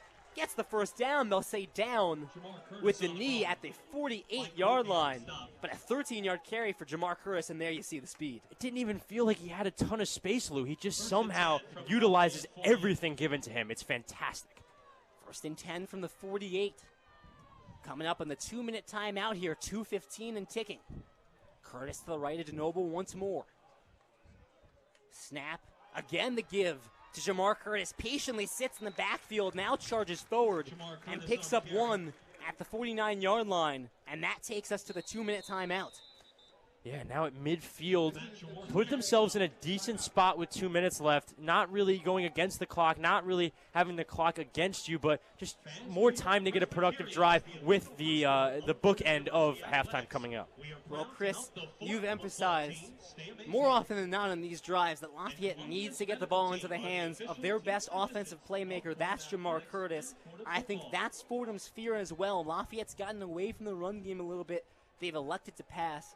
I think the worst thing that could happen to Fordham here defensively is that they lean on Jamar Curtis. You see how explosive he is. Yeah, he's so explosive. Even his lateral movement, the jukes he can make laterally almost don't even seem human. He is absolutely fantastic. He has produced against all walks, all shapes, all sizes in the last 2 years, and he has been absolutely fantastic. Hasn't had the year that you would maybe expect from the amount of talent he has, but today, when given the opportunity, he has been very good. I think a part of the sort of the apprehension to go to him every play, every chance they have is Dean DeNoble just being really good so far today, really accurate in the pass game. Obviously hasn't had the offensive success they're kind of used to, as they only have 14 heading into halftime. But DeNoble's pass game going well, I think that's made them less I would say more apprehensive to go to Curtis on every play. We're sticking to the diversity. Well, DeNoble, 7 of 9 for a 77.8 completion percentage. He leads the Patriot League entering play today with a 71% completion percentage. That's 5th in the FCS, so he's always been a high percentage, high efficiency guy. They don't need him to throw the ball 50 times, but they do want him to be accurate, go through his progressions, find the open receiver, and that is what Dean DeNoble has done today. Fordham's done a nice job of keeping those receivers in front of them. Yeah, and did a nice job of not letting him stay composed, not letting him have a clean pocket. This Fordham team has been disruptive on the line, and the secondary's done a relatively good job. There's been a few third and mediums, third and longs that this Lafayette team has converted that maybe they shouldn't have, but for the most part, the second level with the linebackers, the secondary of this Fordham team, they've done a very good job kind of cradling in, bringing in, reining in some very good players on the other side of the ball. That starts and ends with a guy named Elijah Stewart, who he played the first 3 games of the season this year, very productive in those games, then had an injury. His first game back today, could see him get more incorporated in the pass game as well. Elijah Stewart, notably the FCS National Offensive Player of the Week in Week 2, set a program record with 15 receptions, 244 yards, and a touchdown. He leads the FCS in receiving yards per game. 2 minutes left to go in the first half. We're all knotted up at 14. 2nd and 9 snap. DeNoble fakes the pitch, now throws it left side to Curtis, up to the 50-yard line, across midfield. Brought down at the 47-yard line. Still shy of the first down, but in a manageable spot. Yeah, Lou, he faked the toss there to Jamar Curtis and then was saying, who am I kidding? I'm throwing him the ball. Little, am I gonna? Yeah, might as well give it to my best player on the field there. Yeah. 3rd down and 5, a minute and a half to go in the first half. DeNoble the snap, back to throw, design roll out right. Steps up, looking to throw, drops it off near side, has Caracia, shy of the first down. Ruled out of bounds at the 45-yard line. That's 3 yards short of the first. And how aggressive does Lafayette play it here? Does not look like they're trying to come off the field. It seems like DeNoble and the rest of his offense is going to stay on the field. DeNoble, good play there, avoiding the rushers, getting a completed pass off with positive yards, setting themselves up for a possible 4th down here. They're calling it 4th and 2 at the 44. They would need the 42 for the first. Especially with the talent on display in this Leopard program, I just can't see them punting the ball here. Well, play clock is under 10. 5 and ticking. The game clock continues to tick. Lafayette, you have to think, takes a timeout here. Whistles sound. There's the timeout from Lafayette, so they let the clock run all the way down. And that's likely the effort of, we're probably going to go for it here. We don't want Fordham to have time if we don't get it. But I have to think, based on the way they played that, unless they were just deacon up here and they're going to send the punting unit out there, I have to think John Troxell is sending the offense back out there. There's also a lot of confidence in your offense for Lafayette. Only 40 seconds. They're still at midfield. That's not an infinite amount of time. That's not a surplus of time for this offense at Lafayette. And I think this Lafayette offense needs to get more productive in the pass game just for this specific drive, because the run game just taking up too much time and not getting enough yards. Well, Fordham does know a thing or two about how quickly Lafayette can score in a flash. Last year, Jamar Curtis scored a 72-yard touchdown, his longest of the season. We've talked about this Lafayette offense and used terms like explosive, dynamic. All of those are apt descriptions of an offense that has talent at quarterback, running back, and wide receiver. They send the offense out there for 4th down and 2. And Lou, within 2 yards, it'd usually be Curtis, but I don't know now. Curtis sidecar right, 39 seconds left. DeNoble the snap, play action, throws, left side, he wants Stewart, it's knocked away! Fordham forces a turnover on downs. Boogie Owens the pass breakup. And Fordham will take over at their own 44 with 34 seconds left. Chance to get points on the board. Fantastic play from Boogie Owens there. Had the presence of mind not to play the ball, not to try and catch the ball, just batting it down. It's 4th down, so you would lose yards on an interception. Fantastic play there, and just a compounding momentum from this Fordham defense. It's been impressive, Lou. 34 seconds left. The Rams offense has one timeout, but inside 2 minutes, the clock stops if you pick up a first down until they reset the chain, so Fordham has time to play with here at the Fordham 44. They'll call it the Fordham 45. Capaldi in the gun, Luffridge to his left. Snap. Capaldi looks left, throws left, nearly intercepted. Gabe DuBois once again jumping that short pass. Lou, especially more elementary, younger football fans, they always wonder at the end of a half, why is Madden suggested making me run the ball here? I'm going to try and take a shot. That's why you stay conservative, because you're always running the risk of something like that happening. That would have been a nightmare for this Fordham team. We're tied at 14 with 31 seconds left, and Fordham at minimum would love to take this into halftime, a tie game. Capaldi hands off to Luffridge, surges through the middle, spinning forward to midfield, and forward progress has him at midfield. With 22 seconds left, Conlon lets the clock tick down. Yeah, no need to run the risk of injury or a turnover here. Now they'll no huddle. 12 seconds and ticking. Fordham still has one timeout. 3rd and 6 from the 49. Maybe one last play for the Rams. At the Fordham 49, 4, 3, 2, 1, halftime. The Rams will not run one more play. They'll take the tie going into halftime. But Chris, impressive enough to be tied at halftime. They go down to the reigning co-Patriot League champs, the unanimous top dog in the Patriot League. They go down 14-0, but the Rams surge back, rushing touchdowns from Julius Luffridge and Jack Capaldi. You have to love the fight you saw from the Rams going into halftime. Yeah, Lou, they'll do more than take the tie. They love that result in the first half. This Lafayette team, obviously very talented, coming off their Patriot League championship campaign last season. Now coming into this game, this Fordham team winless on the season, 0-5 coming into Patriot League play. Definitely sort of a dire situation for this Fordham team. Needed to win, sort of do or die, as all these Patriot League games are for this Fordham team. Fordham has responded beautifully. They took some shots in the beginning. It looked like it could be a long afternoon for the Rams in that first quarter, but that second quarter, maybe the most important quarter of the season so far for the Rams. Fordham not only searching for their first conference win of the season, they're searching for their first win, period, of the season, and looking to do so against Lafayette, the reigning Patriot League champs. One half of play is in the books. It's 14-14. Fordham gets the ball to start the second half. Hey, don't go anywhere. We've got Madi Dembele and Daniel Melia in the Rosso Studios. It's the one-on-one halftime show coming right up. The one-on-one halftime report. For Orlando and Chris Carrino, I am Madi Dembele, and I have for you, the halftime report, the highlights specifically for your Fordham Rams versus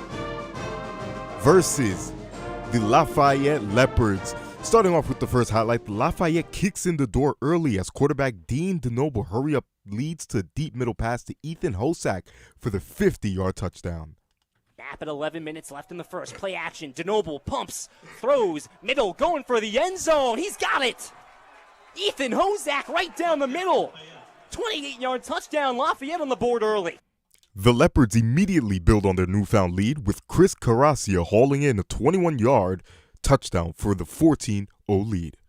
DeNoble takes the snap. Play action. Throws, middle. Waist-high catch by Chris Carrino. Takes it into the end zone. 21-yard touchdown by the Leopards. They're up 2 scores. Fordham facing a looming larger deficit. The Rams break the ice with a Julius Luffridge score from 9 yards out. Capaldi the snap. Give to Luffridge. Runs left. Up to the 5-yard line. Eyeing the end zone. Breaks the plane and in. Julius Luffridge. Fordham on the board. Back within a score. Looking to keep his team in it, Rams quarterback Jack Capaldi decides to go it alone for the touchdown, scrambling out of the pocket for 38 massive yards, evening the score 14-all. Capaldi Takes the snap. Keeper, wide open space. 35-30. No one's going to stop him. 20-10. Touchdown, Jack Capaldi. On 4th down and 2. Capaldi takes it 39 yards to the house. Live from WFUV studios here at Fordham University in the Bronx, I am Madi Dembele. That is M-A-D-I. And I am joined here by the wonderful Daniel Molina. Daniel, how you doing today? Yeah, I'm pretty good. I'd say that Fordham football is pretty good today, too, which is a nearly shocking result. I mean, not to put too fine a point on it. I mean, fingers crossed, knock on wood. Ladies and gentlemen, the Fordham Rams find themselves tied at 14 apiece with the number one, I would say maybe the top dogs in A-10 play, the Lafayette Leopards. And I want to give you a word of the day. I'm going to say complimentary. You talk about this Fordham unit, particularly last year and the year before. You talk about C.J. Montas and you talk about Tim DeMorat.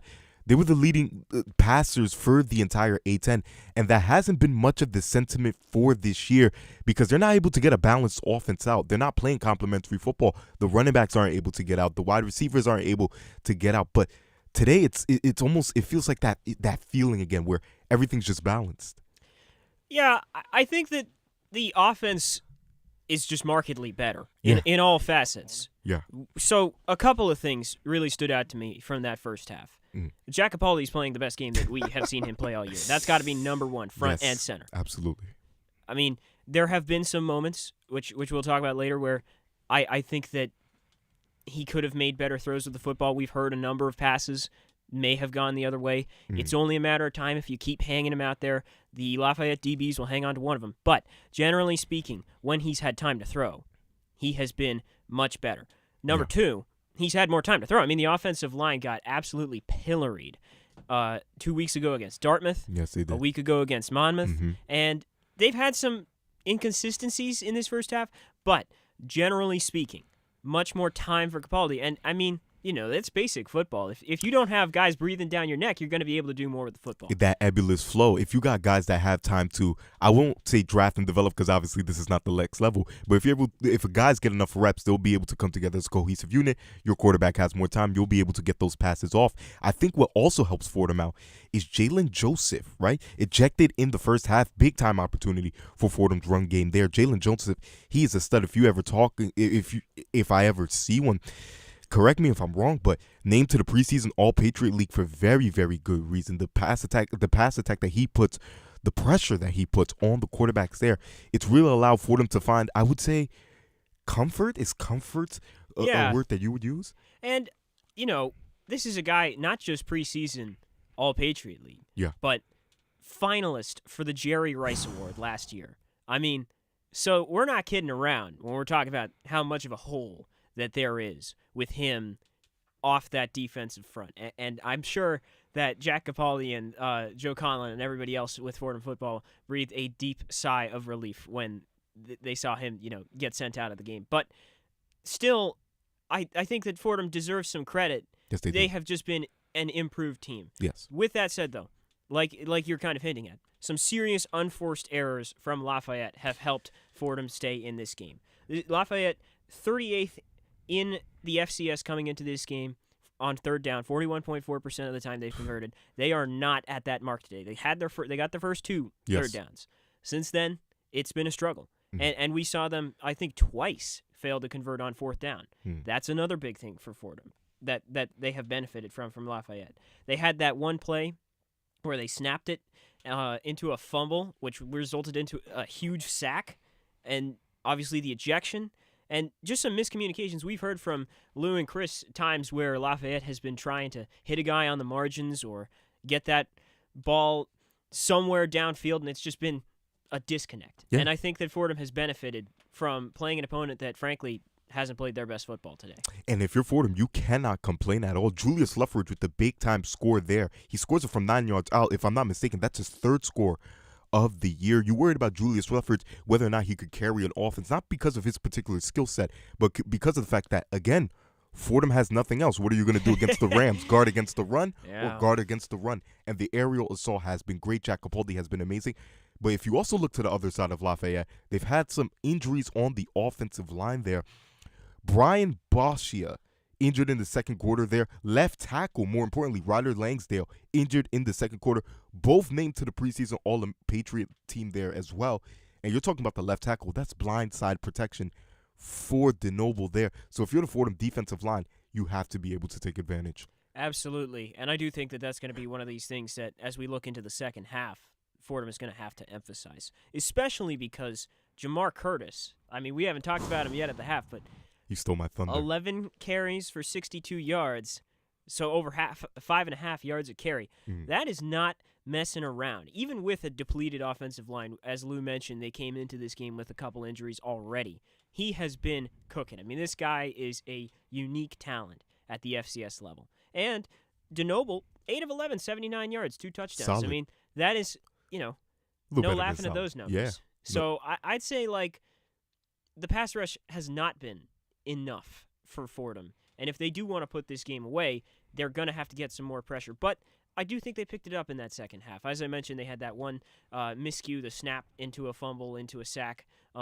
Need some more plays like that if Fordham's going to bring this one home. Boogie Owens. We got to talk some Boogie Owens. Pass breakup to force a turnover on downs, kind of coming to the end of the first half there. Boogie Owens on the big-time deflection. You talk about Fordham with their backs against the wall with another threat coming from the Lafayette Leopards, and Fordham comes out with the big-time stop. Kind of proves to you that they could proverbially fight on the back foot, if I do say so myself. A little boxing analogy there for you. They're able to get it done when the imminent threat is posing there. Now you just have to bring it together, right?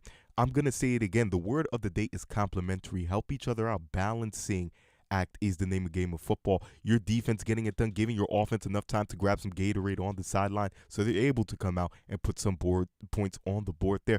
I'm very, very excited for the second half. Fordham, it's been a very, very long season out of conference play. Now we're in conference, and it's a game that we finally look like that we could take. Fingers crossed, knock on wood. Yeah. And it's worth noting, too, as I mentioned in the update, the only other Patriot League game is Holy Cross and Colgate right now, which, for the record, Holy Cross up 16-7 at the half. Another big juggernaut. Don't mean to cut you off there. Yeah, but they're 1-4. I mean, and Colgate's 1-4. I don't think that in the Patriot League there is any team that is running away with it this year. And subsequently, I mean, I know we're 0-5, but right there, there is an opportunity if you can start to build some momentum with games like this and go down the line. But don't want to get ahead of myself because second half of football is coming up. And realistically, Fordham didn't have a great first quarter at all. No. It was the second quarter where they really turned on the Jets. The offense looked more comfortable. The defense was able to make some serious plays on third down. Like I said, Lafayette started 2 of 2 on third down. Since then, 1 for 5, which is huge. Got that fourth down stop. So there needs to be more of that. And as much as I have been happy with that second quarter, I don't want to whitewash the first either. We need to know which Fordham team is coming out of the locker room before we start thinking about Patriot League titles. Is it going to be the Fordham team that was great in that second quarter, or is it going to be the Fordham team that struggled in the first and really for the previous 8 quarters of football looked abysmal? Let me turn it back on your head. If you're a betting man going into the second half, which Fordham team do you expect to come out? Because you could look at this from the perspective, if you're the optimist, glass half full. You're looking at this Fordham team and going, okay, they're breaking the ice, and now you see them hitting their stride and getting hot. Or you can expect a Fordham team that may just be reminiscent of the first. But what do you see, Daniel? Well, I always think that momentum plays a role in football, especially at the collegiate level where there is not as much experience, and I think emotional shifts can really kind of turn games on their head in a way that they don't necessarily as frequently in the NFL. So, to that end, I am cautiously optimistic about Fordham's performance here. Not least of all because I didn't mention him at all, but Julius Luffridge, as you said, has had really his best game in a couple games. Didn't play in that Dartmouth one. Minimal impact in the Monmouth game. Obviously, you can't run the football much when you're down 45-14 at the half. But he has been a presence in a way he hasn't for about a month for Fordham, and that's really significant. And Jack Capaldi looks more comfortable. He just seems more comfortable. The one thing I think that will decide this football game, though, is the turnover battle. Yes. Because Lafayette coming into this game tied for 28th in the FCS, turnover margin of +3. Fordham gave up that fumble, so they're -1 for the game, but they had that fourth down stop. I think if Jack Capaldi throws an interception, that might be the nail in the coffin. But if the Fordham defense can capitalize on a weakened offensive line, look out. They might be able to force Lafayette to make some more quick plays. They might be able to kind of get the ball out of Denoble's hands faster, force him to make a quick read, and the DBs, especially with the return of James Conway in that secondary, might be ready to pounce. There you go. And also, if they can force a fumble, with limited offensive line protection for Jamar Curtis, if they can get to him behind the line of scrimmage, that ball could pop out. Make him shell-shocked. So I think that there's reasons for optimism. We're going to see how it works out, and I really can't believe I'm saying this. We are in a good position to win this football game. I'm knocking. It's right here. I'm knocking. The ebbs and flows of football, it's a very long game, but most importantly, there is a lot of game left to be played. For Lou Orlando and Chris Carrino out on the field, Ben Oppenheimer as well. I am Madi Dembele. That is M-A-D-I there. Joined here by Daniel Melia. Once again, a lot of football to be played here. We'll be right back to the Melia Stadium after these quick messages on WFUV Sports.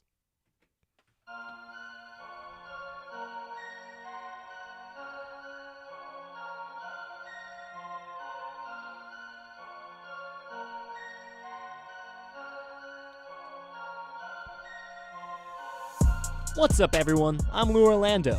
I'm Will Talent. And I'm Nick Palmer. Together, we're your New York Yankees reporters for the 2024 season. And we're bringing you coverage of the Bronx Bombers this year from the best beats in baseball. Don't miss another Aaron Judge home run. Tune into our on-field interviews, live updates, and post-game analysis from every Yankees home game. If the Yankees win, we'll be there. If they lose, we'll be there too. Don't forget to check out our bonus coverage from the Rose Hill studio. WFUV is your home for New York sports.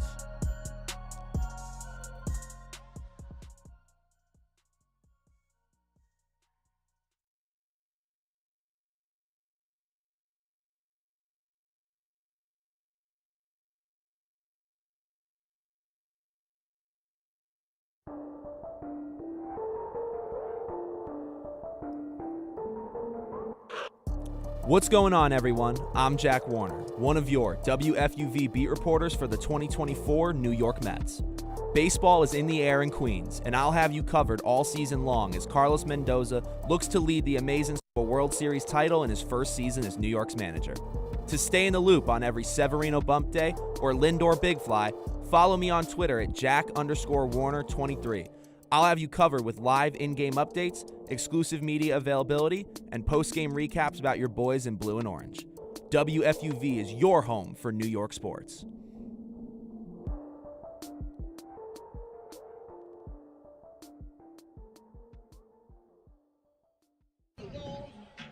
Back with you for a second half of football here from Jack Coffey Field at Melia Stadium. The Rams tied with the reigning champs Lafayette 14-14. It's the Patriot League opener for both these schools, and Fordham, it took a couple impressive drives to move down the field and tie this game, and no one had a better angle of either of those drives than our very own sidelines reporter, Ben Oppenheimer. Ben, what did you see down there? Well, guys, before the offensive burst that we saw in the second quarter, one Fordham assistant coach during timeout yelled to his players, "Be ready for Freddie Flintstone." Now, we're not exactly sure what the Freddie Flintstone play entails or if that was the exact play we saw play out on the field, but the coordination between the players and coaches offensively truly kicked off after that one timeout. After that Jeff Sissio catch on the 50-yard line, this team looked as bubbly and jubilant on the sidelines as we've seen them all year. And then those emotions went into overdrive after the running touchdown from Jack Capaldi. Afterwards, teammates were giving him countless high fives and slaps on the back. And wide receiver coach Jake Petrarca said to Sissio, "They're crowding the field." Then he looked over at Capaldi and said, "But it doesn't matter because you're a dog." We'll see if the Rams or the Dogs can keep the momentum going strong as they start the second half of this one. Back to you, Lou. Well, Ben, thank you so much. I mean, he gave us a few nuggets to work with there for this game, but you love that confident talk from the sidelines because you have to remember, this is an 0-5 team and a team that's been outscored by 74 points the last 2 weeks alone. So it's a team that's fallen on hard times. And we talked to Conlon a little bit about, is it hard to keep even a veteran group like this focused when the non-conference schedule just doesn't go your way at all? And he said, not really. I think they're locked in. We met with the leadership group, and this is probably the most energetic and the most fired up we've seen the sidelines, and for good reason. They're battling with, by all accounts, the best team in the Patriot League. Yeah, Lou, I sound like a broken record. The dynamic duo for this Fordham team, it's a mix of confidence, which obviously they're exuding now, and composure. Not getting frantic, staying in your game. Those two things so important, and when they play off each other, it's even more important. Honestly, we talked a little bit about this Fordham offense. What I really think set the structure for this Fordham performance in the first half was the defensive stop. Specifically in the second quarter, this Fordham defense showed they are not to be messed with, not to be pushed around. This Fordham defense stood strong, got a lot of major stops even when the offense wasn't necessarily holding up their end of the bargain. Hey, that's a great transition. Let's dive into the defense. Lafayette offense had 3 drives in the first half. They scored on 2 of them. They had 3, let's try that again. They had 3 drives in the first quarter. They scored on 2 of them. They had 3 drives in the second quarter. Punt, turnover on downs. We talked a little bit about the return of James Conway. Missed the first 5 games of the season. He's their big impact defensive player, the guy that usually leads them in tackles, an All-American linebacker. He had 7 tackles in his first half of football this season. Boogie Owens, 2 big pass breakups. It's a defense that looks reinvigorated and rejuvenated. Yeah, this defense, reinvigorated is the word I would use for this Fordham defense. They just seem more pumped up on the defensive side of the ball. It seems like they take some offense to how easy it was for Lafayette in that first quarter to get up and down the field. Took it personally, and you can see on the field, whether it's in that second level with the linebackers or just on that D-line, they've really been able to control the middle of the field where they struggled in the beginning of the game. That has been the key for them. I want one last key note about James Conway and his 7 tackles. He is now 39 tackles shy of becoming the all-time Patriot League tackles leader. He's 30 shy. I don't think he'll get it today, Lou. Outside linebackers coach Ryan Greenhagen. I don't know if we have 30 tackles in the second half or 40 tackles in the second half out of Conway, but again, we're talking about a star in this defense and a star that Fordham was not sure if they were going to have at any point this season. There were some rumblings that his injury could have been season-ending, and we weren't really sure what his status was. After not dressing for the last 2 weeks, he dressed today, went through warm-ups. He's been out there for almost every snap defensively, and he's been an energizer bunny, running up and down the defense before plays, slapping guys on the helmets, putting people in positions, and he's a guy they talk about similar to Ryan Greenhagen, just a genius out there, can see the field at a different level. Have to imagine having your leader out there defensively helps a ton. Yeah, it's a crazy amount of improvement to not even think that he's going to play all and then becoming a permanent a fixture in this defense. And we saw it last year, as we talked about, his fantastic stats, 3rd all-time in single-season tackles last year in just his freshman season in the Patriot League. Very, very, very impressive. And just today, in how he has had to go through his journey over the beginning part of this season to now, today has been immensely impressive. Well, the defense allowed the Fordham offense to come back, but it was the offense that took him themselves and did it. Jack Capaldi, 12 of 21, 99 yards, but the big play on 4th and 2, the QB keeper, 38 yards to the house. That was the touchdown that tied the game following a 9-yard score from Julius Luffridge. I don't think this offense has been dominant by any means, but they've done enough. They've shown enough spark to be in this game. They've done enough, Lou. That's the perfect amalgamation for this Fordham offense right now. The defense has just been so dominant, getting them the ball over and over again, and they have just done enough to stay in this game. And it's tied right now. It should be maybe even more in the positive direction for Fordham, maybe a touchdown, maybe 2 touchdowns. That's how good this Fordham defense has played. This is high-stakes action. 1 loss is all it takes potentially for a season to end. There has never been a Patriot League team that has won the conference with less than 1 loss. 5-1 is the worst record that has won a Patriot League. Lafayette won it with 5-1 last year. Notably, though, tiebreakers are important. Lafayette and Holy Cross both 5-1 last year. Lafayette had the tiebreaker. They advanced the postseason. Holy Cross did not. So even 1 loss can cause an end to the season. The kick away from Trestic goes into the end zone for a touchback, and the Fordham Rams, who are looking to upset the Lafayette Leopards, received 12 of 14 first-place votes in the preseason poll. It's Fordham with the ball to start the second half, looking to take their first lead of the game. Yeah, and from the Fordham perspective, they've seen it against other teams of higher quality as well. It's not easy to compete with a team for a half, but it's a lot easier to compete with a team for a half than compete with a team for the full game. This second half is very telling. This Lafayette team is not pulling any punches in their second half. They have to be at least a little bit pissed off with how that first half went, especially with the chip on their shoulder they walked into the Bronx with today. Fordham offense at the 25-yard line. Capaldi in the gun, 3-receiver tight end set. The receivers Cole Thornton, KJ Reed, Ricky Gonzalez, and the tight end Matt Buron on the line. Buron motions across to the right side. Luffridge sidecar left. Snap, Capaldi looks left, throws left. The pass is batted up and incomplete. Swatted down on that line by Tim O'Hearn. Yeah, great play there to bat it down, keeping the Fordham offense on that left side relatively in check. They've been sending dumps in that spot. They were trying to do it there again, and nice play by Lafayette. Capaldi nearly picked off 3 times in that first half. Buron motions out to the wide side along the near sideline. Trips right for the Rams. Capaldi will adjust the call as he peers in towards the sideline. 6 seconds left on the play clock.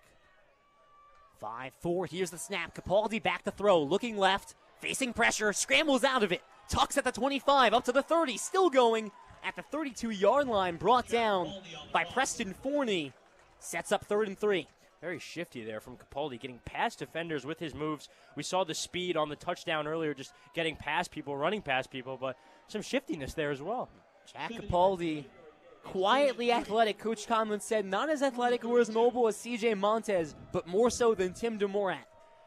3rd down and 3, 30 seconds into the second half. Capaldi the snap, looking left, fires left, has Ricky Gonzalez past the first down marker. Out of bounds, shy of the 40. Fordham moves the chains. This steady flow of yards here from this Fordham Ram offense is exactly what gets them in great positions. Each drive they score on, it feels like the consistent play up the field, not with variety, running and passing. That is the key for this offense. 1st and 10 from the 35. First minute of the third quarter. All mounted up at 14. A matchup between 2 Patriot League heavyweights. Inside handoff, Luffridge takes it up the B gap. Head forward to the 40, a gain of 5. It's positive yards. You like on a first down to just get some positive yards, get some momentum going, and now they've set themselves up in a good spot for 2nd and 3rd down. Luffridge had the touchdown, but a relatively quiet first half. 9 carries, 36 yards, 3.6 yards per carry. Quiet in comparison to his usual production. 2nd down and 5. Snap, play action. Capaldi looking deep, now rolls out right. We'll tuck it at the 35, knocked out of bounds. Along that sideline at the 39, call it a loss of 1. The frequency of the play actions, Lou, it has to exude some confidence for this offensive line, knowing that they have the faith of their coaches and their play callers. Luffridge to the bench. Ricky Parks enters the backfield for 3rd down. I'll call it 3rd down and 7. Big 3rd down here for this Ram offense. 12:50 left to go in the 3rd. Fordham has trips left. Capaldi looking to throw once more. Throws right side, diving catch. Garrett Cody has the first down. Brought it in at the 48. Fordham converts on 3rd. Yeah, finding another open man on 3rd and medium. It's been Capaldi's game all afternoon long, and another important conversion. It's been 3rd and 4th down for Capaldi today. Fordham 6 of 12, 50% on 3rd downs today. They entered at 23% on 3rd down conversions, one of the worst teams in the nation. Not great at math, but that's definitely an improvement. Certainly so, Chris. 12-10. Here's the handoff to Ricky Parks. Bursts forward, the ball pops out. They'll say he's down. Ruled down at the 49. Lafayette scoops it up at midfield. As it stands now, a gain of 3. Yeah, fumble there caused by the contact with the ground. It's always an easy call for the refs to make. But an open gap for him, a lot of promise there and a lot of potential in that play. Ended up not really going anywhere. Parks tripped up. He comes off. Luffridge comes on. 2nd and 7. Twin receivers either side. Fordham's at their own 49. They give right to Luffridge. Now cuts up. Men at the 49 trying to move the pile forward. Maybe picks up a yard to midfield. It'll still be 3rd and 6. Not his most productive play of the afternoon so far, but I felt he saw his blockers as clearly as he has all afternoon. Cody Johnson, the Fordham center, goes down the field in some pain. He gets up rather quickly. Didn't want to be on the ground for too long. Now he hobbles off. It seems like the pain's going to catch up to him. Something in his lower body, maybe a knee. Cody Johnson, the starting center. Fordham does not have a ton of center depth on that O-line, and it's an O-line that, yes, they've been progressing. Yes, they've gotten better, but it's still not a perfect situation there. Ryan Joyce stressed the importance of chemistry playing together. Injuries can really disrupt that. Yeah, we just talked about the confidence the play callers have had in their offensive line, specifically in this drive. A lot of play action, a lot of passes. This could be a major subtraction for this Fordham offense. Talking to Evan Harkin, who's called a few of the games and a former wide receiver for these Rams, talking to them about some of the O-line struggles, and he said, here's the thing with the O-line is you can have 4 excellent guys in the O-line, but if there's one issue, if there's one hole, it's going to disrupt the play, and I think that's what you saw throughout the early going of the season. 28 sacks allowed through 5 games. As they're still huddled around Cody Johnson, the backup center, senior Dylan Haynes, taking snaps. Johnson will hobble off to the Fordham sideline. Yeah, sophomore Dylan Haynes played in the Central Connecticut game earlier this season along with the Monmouth game, getting some practice snaps in, some practice hikes in on the sideline here. Definitely not a subtraction you would want, especially with just how much confidence you're playing with offensively. And you have to think, you talk about the center position, it's not just the blocking, it's the snapping aspect. Yeah. And underrated. Lafayette using their backup center today with Thomas Grippo out. A lot of those snaps have been high. One was dropped by Dembele. He recovered, but it went for a loss. Fordham's had trouble with snaps, notably in the CCSU game. Now, that was, I joke, but during a monsoon, the rain was pouring, so ball control was hard all over the place. But when you talk about now we're watching snaps, if that's going to be another thing that this Fordham offense has to contend with on top of some of the injuries and just some of the straight-up struggles, it's just not another thing you want to throw into the pot. Not another thing you want to throw in the pot. This Fordham team has had a lot in the pot so far this season. This is not something they want to compound onto that. As you said, that Central Connecticut game, they had trouble snapping the ball. Dylan Haynes was the one snapping the ball in that game. He could possibly go in here to replace his center. I believe he will. It is Dylan Haynes that will go to the football. Haynes lined up in the middle. Joyce and Deutsch to his right. Evo Melia and Leonard to his left. And Lou, even if your confidence starts to wane here, you cannot play that way. You cannot act that way, because compounding that lack of confidence on a Haynes who is not ready, who's not warm, who is coming in this game cold, it's a terrible combination. Tie ball game. Even a piece at 14. 11-19 left in the third. Capaldi draws a flinch from the defensive line. Tyree Morris jumped across, draws the flag. And this should be a free 5 yards to make this 3rd and 1. Savvy from the Pennsylvania native junior there, drawing somebody offside. They need all the yards they can get, especially with the momentum they have currently. It's a big play for this Fordham team, and getting it back on a right schedule. 3rd down and 1. It's a Rams offense that's had success on 3rd down. Had a lot of success passing on 3rd down. Might see a run here with Luffridge in the backfield. Luffridge offset left. He gets the handoff up the middle, moves forward, picks up the first, tackled at the Lafayette 40. Picks up the 1st down and then gets a few more for good measure. Yeah, the pass game has been the seemingly only answer on 3rd down, but running the ball there, opting to run the ball there, putting faith in possibly your most talented player. Good job here from Fordham. Fordham at the Lafayette 40. A fresh set of downs. They're looking to take their first lead of the ball game with 10:35 to go in the 3rd. Twin receivers either side. Luffridge stays out there to the right. Capaldi pumps the short throw, has time, steps up, shovels it forward for Luffridge, sidesteps one tackle, up past the 30-yard line, still going near the 25.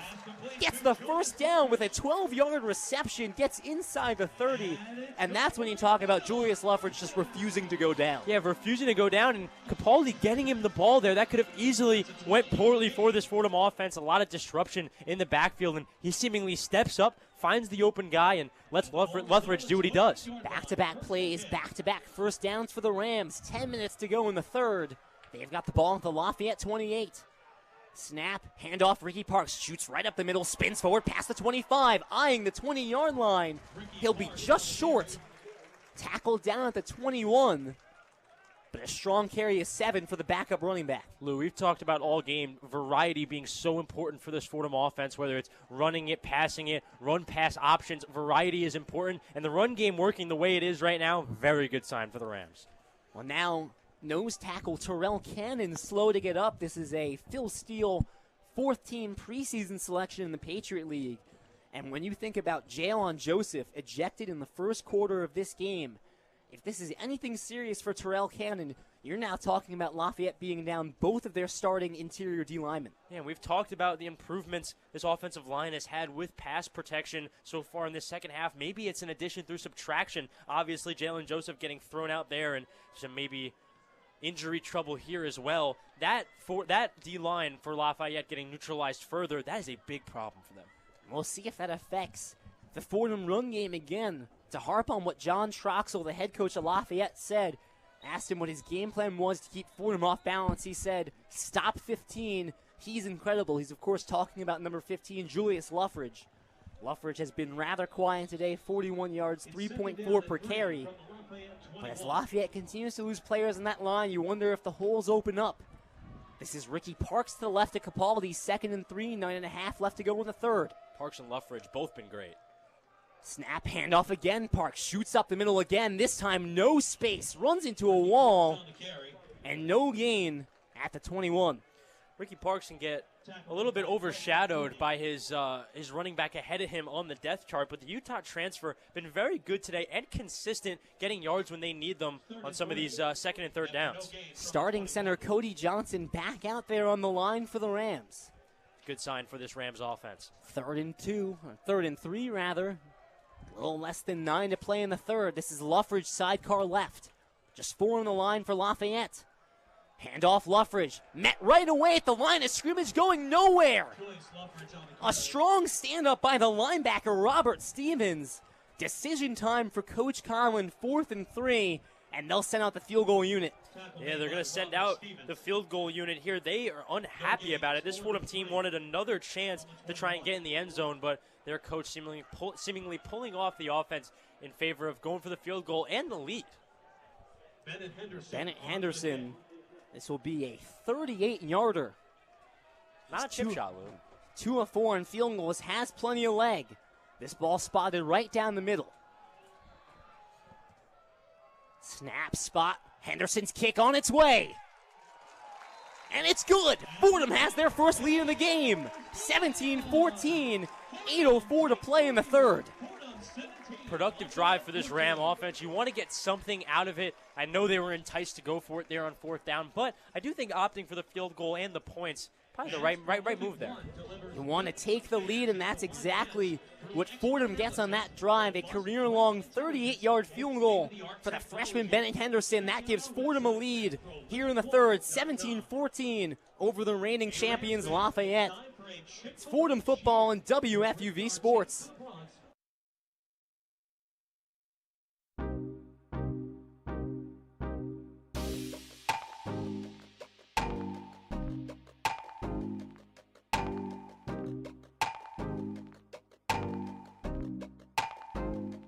Hi, this is Michael Kay, WFUV class of 1982. WFUV is your home for all things Fordham athletics, with live coverage of Fordham football, Fordham men's and women's basketball, in addition to our Saturday show, One-on-One. Stay right here on 90.7 FM for all things WFUV sports.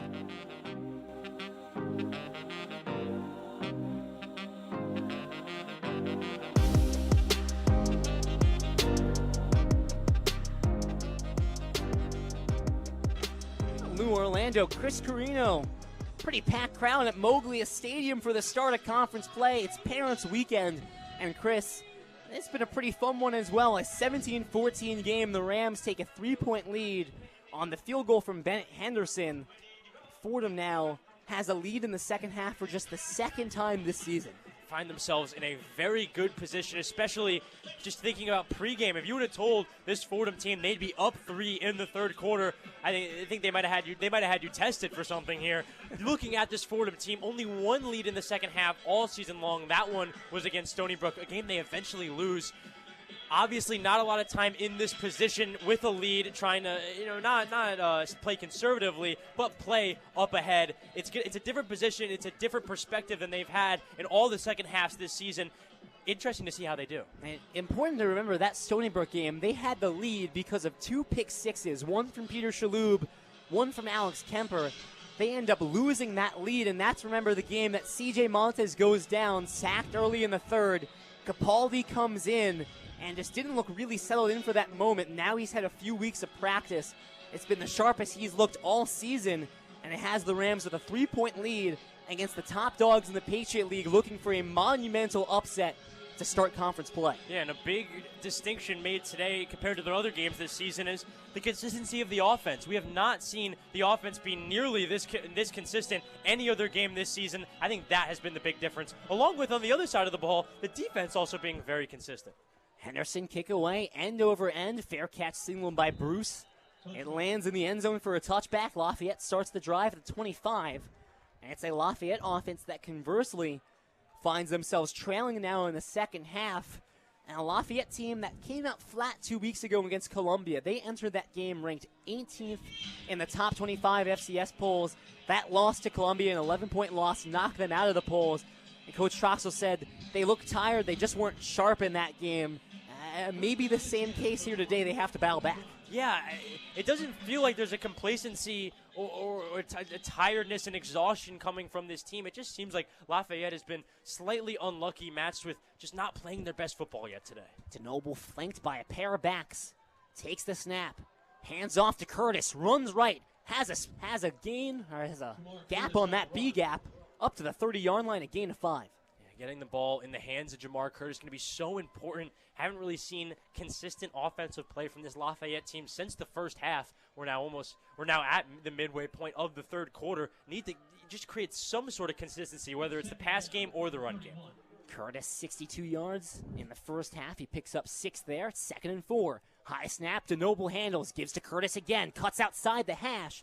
Tackled at the 32-yard line.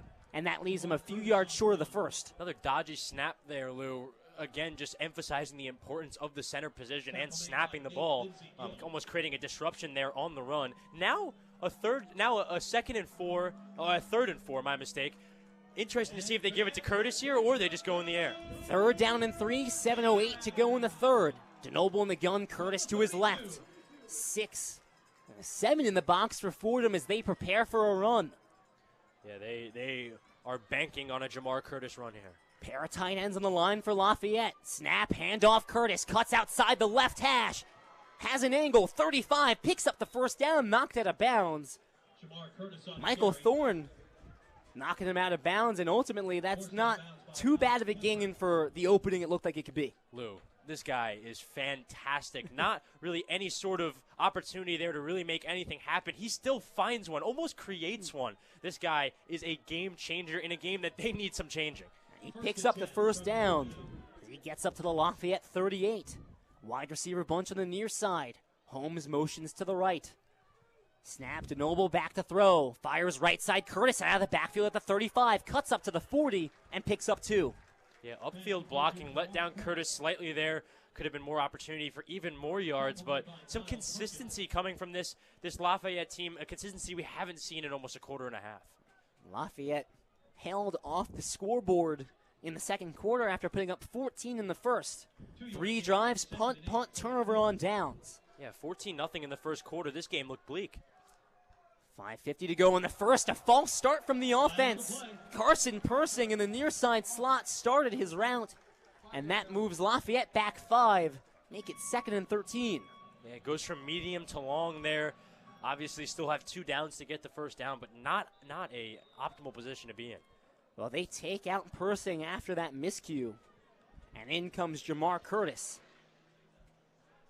So this is Troy Bruce in the backfield, Jamar Curtis in the far side slot. Twin receivers either side for 2nd and 12.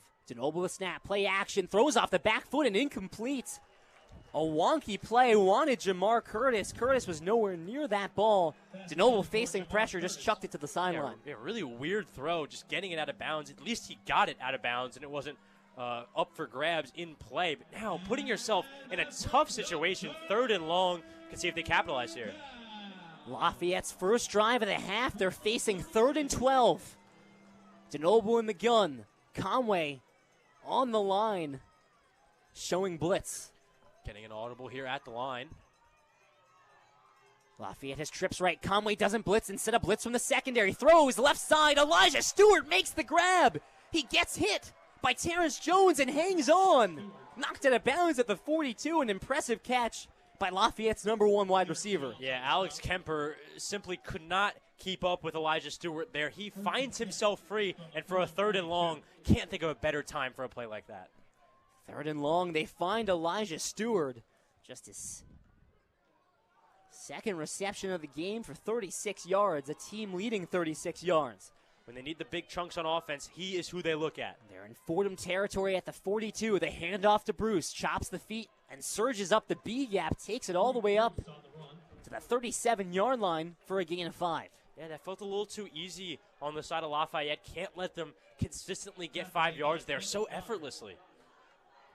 Fordham looking for some fight defensively as they couldn't come up with the stop on 3rd down. Play action, quick throw near side, it's Persing. The 35, out of bounds, shy of the 30.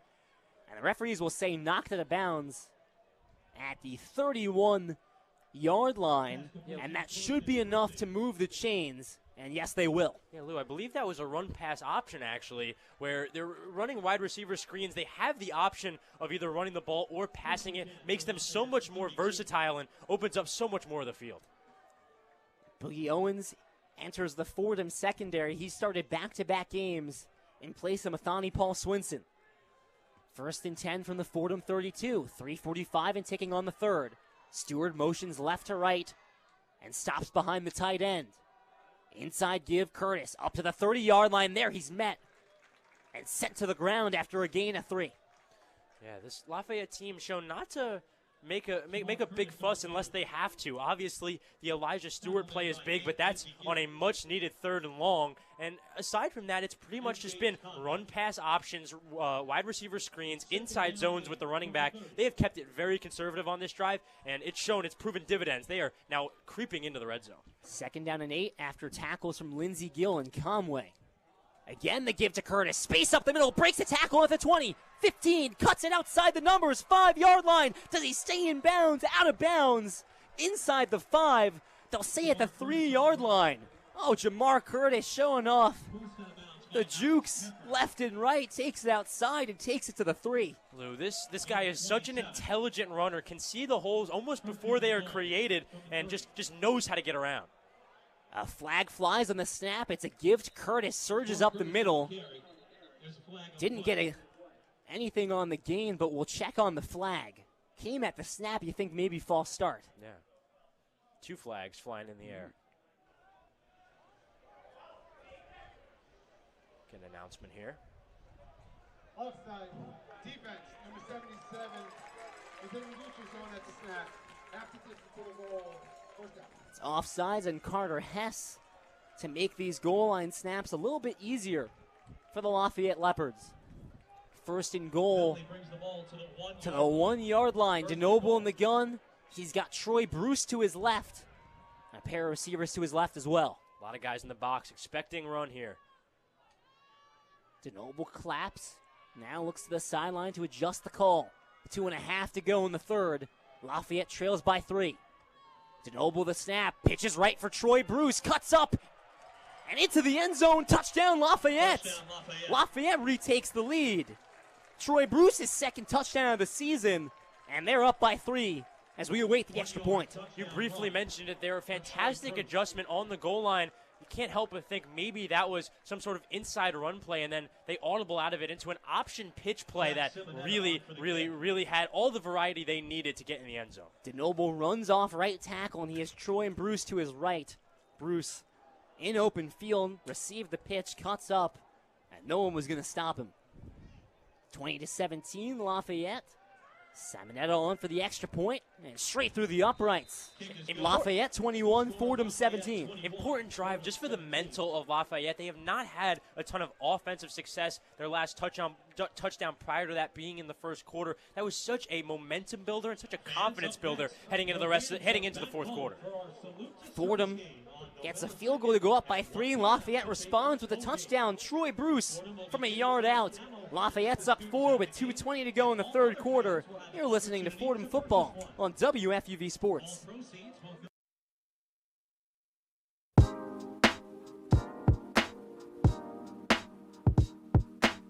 Hey sports fans, it's Bobby C. I'm the sports director here at WFUV. From live broadcasts of Fordham athletics to coverage of all the professional sports teams in the NYC, we've got everything a sports fan could ask for. Like talking sports? Check out One on One, New York's longest running sports call-in show, as well as our diverse collection of podcasts. If you're a Fordham student interested in joining our program, feel free to shoot me an email, bobbyc@wfuv.org. And as always, thank you to all of our listeners who support us every week. 90.7 FM is the home of WFUV Sports.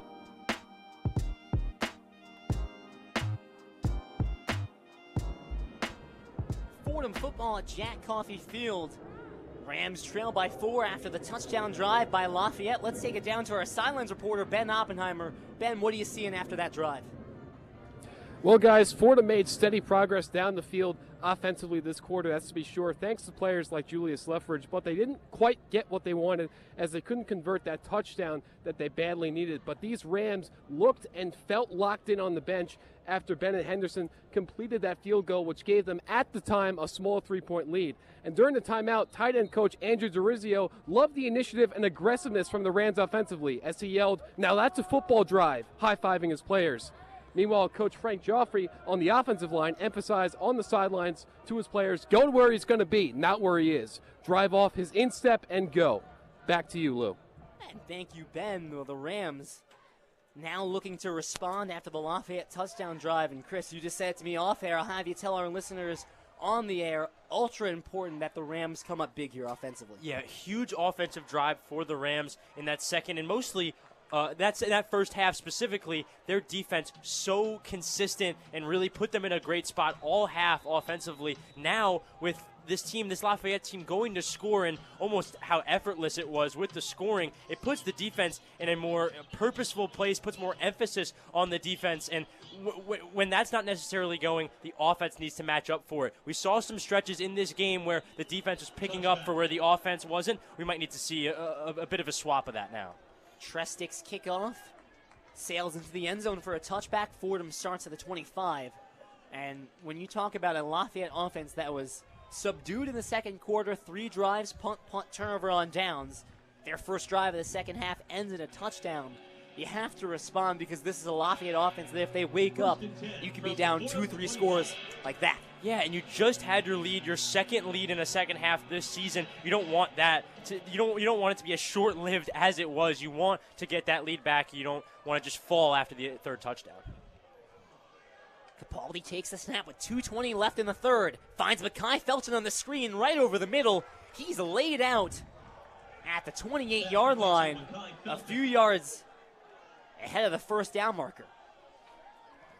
Or the line of scrimmage, rather. Yeah, this Fordham team, not necessarily what they wanted there, but still putting themselves in a decent spot. We'll see what happens on second down. Second down and 7. Cody Felton on the near side. Thornton lined out wide to the left. Luffridge to the right of Capaldi. Minute 45 to go in the third. Lafayette sending 5. Play action. Capaldi throws. It's intercepted. Sekou White. 20, 15, 10. Wrapped down at the 10-yard line. Capaldi picked off for the first time today. Sekou White takes Lafayette into the red zone. My, oh my, what a swing. Capaldi's been playing with fire all afternoon long. The linebackers and cornerbacks have just been very close up to this point. Now they finally make something happen. And for the sake of the game and for the sake of momentum, I don't know if there's been a bigger play all afternoon long. The All-American safety, Sekou White, picks off Jack Capaldi, he led the Patriot League last year with 4 interceptions. That's his second of the season. And Lafayette, in a flash, takes over at the 9-yard line, looking to make this a 2-score game. Yeah, you said it. You said it earlier, Lou. This team, this Leopard team, they can change the momentum in an instant. Dembele in the gun. This is Bruce again to his left. First and goal from the 9, 1:30 to go. Play action, wide open. Dallas Holmes, end zone touchdown. There's a flag in the backfield around the 17-yard line. We'll check on it, and here comes a second flag. Looks to be maybe a celebration. The more important one, the flag in the backfield. Yeah, interesting call here for the refs. A very pivotal moment in the game. This is either a touchdown and a 2-score game, or this play is coming back. Dallas Holmes, he couldn't have been more open unless he was alone on the field. Referees deliberating at midfield. All Patriot League first-team player. Result of the play was a touchdown. Personal foul, roughing the passer. Defense number 34. That penalty will be enforced 15 yards from the succeeding kick. After the play, unsportsmanlike conduct, offense, taunting. That 15-yard penalty will also be enforced. We will have a try for point. So the touchdown stands. The initial penalty, roughing the passer. Unnecessary roughness on Matt Jaworski. Then the taunting. This is number 9's first unsportsmanlike of the game. Unsportsmanlike conduct on number 9, a warning issued to Dallas Holmes. So both Lafayette tight ends have a touchdown today. Lafayette's up 27-17 as we await the extra point. Yeah, you got to give some credit to Dean Dembele hanging in there, taking the roughing the passer penalty. He knew just how open his receiver was, and he made it happen. Not easy to hang in there when you know you're going to get crushed. Lafayette's first play after the Sekou White interception is a 9-yard touchdown to Dallas Holmes. And what felt like just a few minutes ago, the Rams leading by 3. All of a sudden, they trail by double digits. Yeah, momentum has shifted completely. Simonetta the extra point, snap the spot, kick on its way, and good. Lafayette ahead 28-17. We talked about Fordham would need to respond after going down 4. The emphasis for a response is now doubled, tripled, exponentially now that they're down 11. Yeah, the need for a response here is maybe the largest it's been all season long. 28-17, you find yourselves down 11. A touchdown here would change your fortune completely. The defense is due to have a good drive, 2 relatively mediocre drives from them, leading to 2 Lafayette touchdowns. If you could somehow just produce some sort of points here on this drive, give the faith back to your defense, put yourself in a decent position. Fordham's first drive looked pretty good. They drove to the door in the red zone, ended up settling for a field goal. Second drive, 1 play and interception, not what you want, and Jack Capaldi, his 4th interception of the season. And again, he's had his good moments, but he's had those throws. You even saw it in the first half. 3 balls that were nearly intercepted. The 4th one does get picked off. Yeah, I said it initially after the play. He was playing with fire all first half. Finally got burned there in the 3rd quarter. Reigning Patriot League champs, they want to open Patriot League play with a win. And they've responded in the 3rd quarter after trailing by 3. This is 14 straight points for the Leopards. Touchdowns from Troy Bruce and Dallas Holmes. 1:30 left to go in the 3rd. Still plenty of time here from Jack Coffey Field. But an emphasis now on strong drives both offensively and defensively as this crowd waits in anticipation. Yeah, and a stop for this Lafayette defense and then another opportunity for their offense. That could be where this Fordham team loses some control here, loses the plot, so to speak. Fordham had some impressive comeback efforts last year. Those were led, however, by C.J. Montez, who led the Patriot League in passing. Capaldi's done an admirable job, 16-27, 1 interception and 126 yards, but he's not the Patriot League's leading passer. No, he's not. And this Lafayette offense kind of reminding me of the Fordham offense from last year. Line drive kick from Simonetta. It's fielded by Hatfield at the 15-yard line. Takes it wide, has a block. A flag comes out. Hatfield 30, 35, out of bounds at the 40. Have to think this one coming back as a pair of flags back to the 20. Yeah, I saw some extracurriculars off the ball in the blocking. Felt like there was at least one foul that occurred. Get an answer from the refs here now.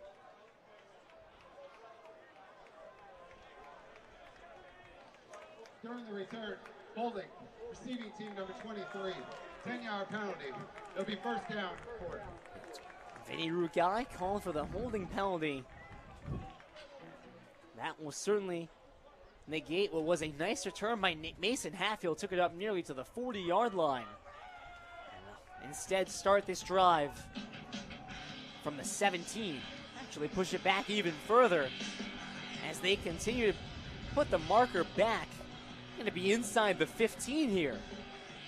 First and 10. For a Fordham team looking for any sort of fortune, that is the opposite of what you want. Fordham will start this drive at their own 14. 3-receiver tight end set for Capaldi. Handoff Luffridge. Burrows up the middle, but not a ton of space. Maybe picks up one that's Ricky Parks the carry. This Fordham team needs to utilize the pass more, the run game not where it needs to be effective. This pass game has kind of been sought after, kind of been forgotten about slightly here. They need to go back to it in a similar way that Lafayette plays through wide receiver screens, run pass options. They need to conservatively get up the field here. Stoppage with 1:09 left in the first quarter. Fordham trails 28-17, and they've got the ball. Going to get points up on the board and cut this lead to one score. This Fordham team really desperate here. Wouldn't even think that big a picture on it. Just need to get down the field, need to get yards. Even a field goal here would not be the worst thing in the world. Just want some type of response after 14 unanswered from Lafayette. Minute 4 and ticking. From the 15. 2nd and 9. It's Parks to the left to Capaldi. Snap, play action. Capaldi sits, hops, unloads down the middle, and overthrows a shrieking KJ Reed. He threw that really far with a lot of arm strength, had his shoulders lined up perfectly to get that one off. I knew just by the wound up how far that one was going to go. Not really sure who that's necessarily on. Capaldi, no doubting the arm strength. Coach Conlon said probably has the best arm in the quarterback room. The accuracy, however, that's a different story. Saw that perfectly exemplified there. Timeout called by Lafayette. 53 seconds left in the third. They used their first of the half. Now 3rd and 9, Lafayette looking to get a stop, looking to build the momentum. 2 straight scores, and they want to add to this lead. Yeah, big play for Fordham here. Even just thinking from a punting sense, not great field position. You'd be putting Lafayette in. You'd be putting Lafayette in ideal field position with a punt here. Want to get down the field a little bit more, even just to waste time and get them farther down the field. Doesn't really feel like scoring is necessarily at the top of Fordham's mind right now. Just need to get something consistent. And scoring perhaps not mandatory on this drive, but when you talk about momentum swings and the trajectory of the game, a 3rd and out here, a 3 and out, would really go counter to what Fordham's trying to do and would only play into this surge that Lafayette has seen. Long way to go, too. 53 seconds left, 3rd and 9. Capaldi facing blitz, rolls out left. He'll tuck it and run. 20, 25, has the first down up to the 30-yard line, still going. Chugging the feet up to the 35. Jack Capaldi uses his legs to pick up the first. So valuable when a play breaks down, just to have the option to go get yards like that. He doesn't look out of place running. Seems almost like a skill player when he's out there running the ball, and so valuable for this Fordham team that struggled to consistently get the ball out. Capaldi, Fordham's leading rusher with 62 yards, averaging nearly 8 per carry, and he's got that touchdown in the second quarter as well. Final play of the third quarter, 10 seconds and ticking, 1st and 10 from the 34. Give Luffridge. Off right tackle, swallowed up. Tyree Morris, with some help, brings him down at the line of scrimmage. And that takes us to the end of the third quarter. Lafayette Leopard run prevention has been fantastic. Fordham trying to respond to Lafayette's 14 straight points. It's Lafayette 28, Fordham 17, one last quarter to play. Let's send it back once again to the Rose Hill Studios' Daniel Melia with a one-on-one scoreboard update. The one-on-one scoreboard. As we roll through the afternoon, things are picking up around the FCS with a whole bunch of top 25 games. We'll get to those in a moment, but first, some updates on the games I mentioned earlier. In the other Patriot League matinee, Holy Cross has jumped out to a big advantage on Colgate. They are up 31-7 early in the fourth. The 7th-ranked Penn State Nittany Lions turned into the FBS, pulled away from the visiting UCLA Bruins, won that one 27-11. Meanwhile, 25th-ranked Texas A&M steamrolled number 9 Missouri start to finish, winning at 41-10. The only other game on right now, SMU locked in a tough battle with the 22nd-ranked Louisville Cardinals. SMU leading at 34-27 late in the fourth. In the FCS Top 25, a lot of 3:30 kickoffs, but 2 Top 25 kickoffs at 3. Weber State taking on number 9 Montana. They're tied at 7 in the first. Elsewhere, the 4th-ranked Coyotes of South Dakota are visiting the Murray State Racers, and South Dakota leading that one 7-0. We'll watch those 3:30 kickoffs later. In the FBS, a bunch of 3:30 kickoffs as well. The one to keep your eye on is Iowa, Ohio State, number 3, the Buckeyes. And finally, in the MLB, the Guardians have held it steady after jumping out to that 5-0 early lead. They tacked on 2 in the bottom of the 6th and lead at 7-0 heading into the final third. In the NLDS, Mets-Phillies will see its first pitch at 4:08. With your one-on-one scoreboard, I'm Daniel Melia. Back to the field with Lou and Will.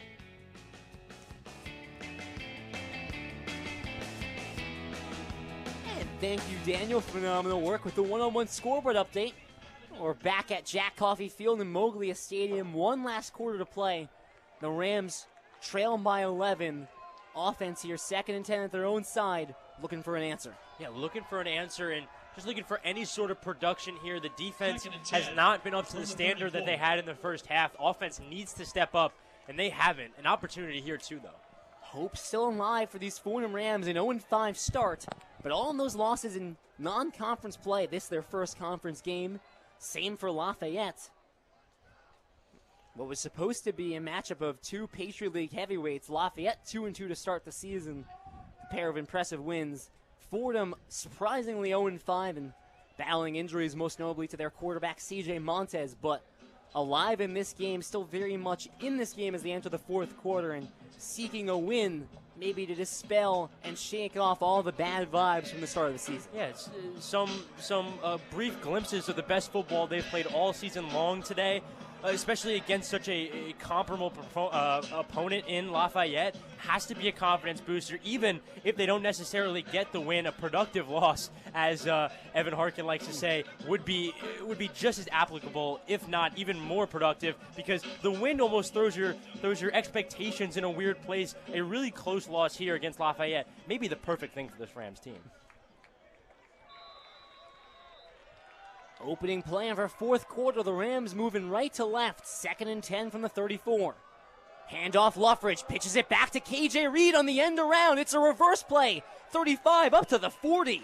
He picks up 6. Some creative trickery from the Fordham Rams on 2nd down. Yeah, I like this creative element of this Fordham Ram offense. It will get them up the field. They need some consistency getting up the field, and they'll do it by however means necessary. Call it a 5-yard gain. 3rd and 5.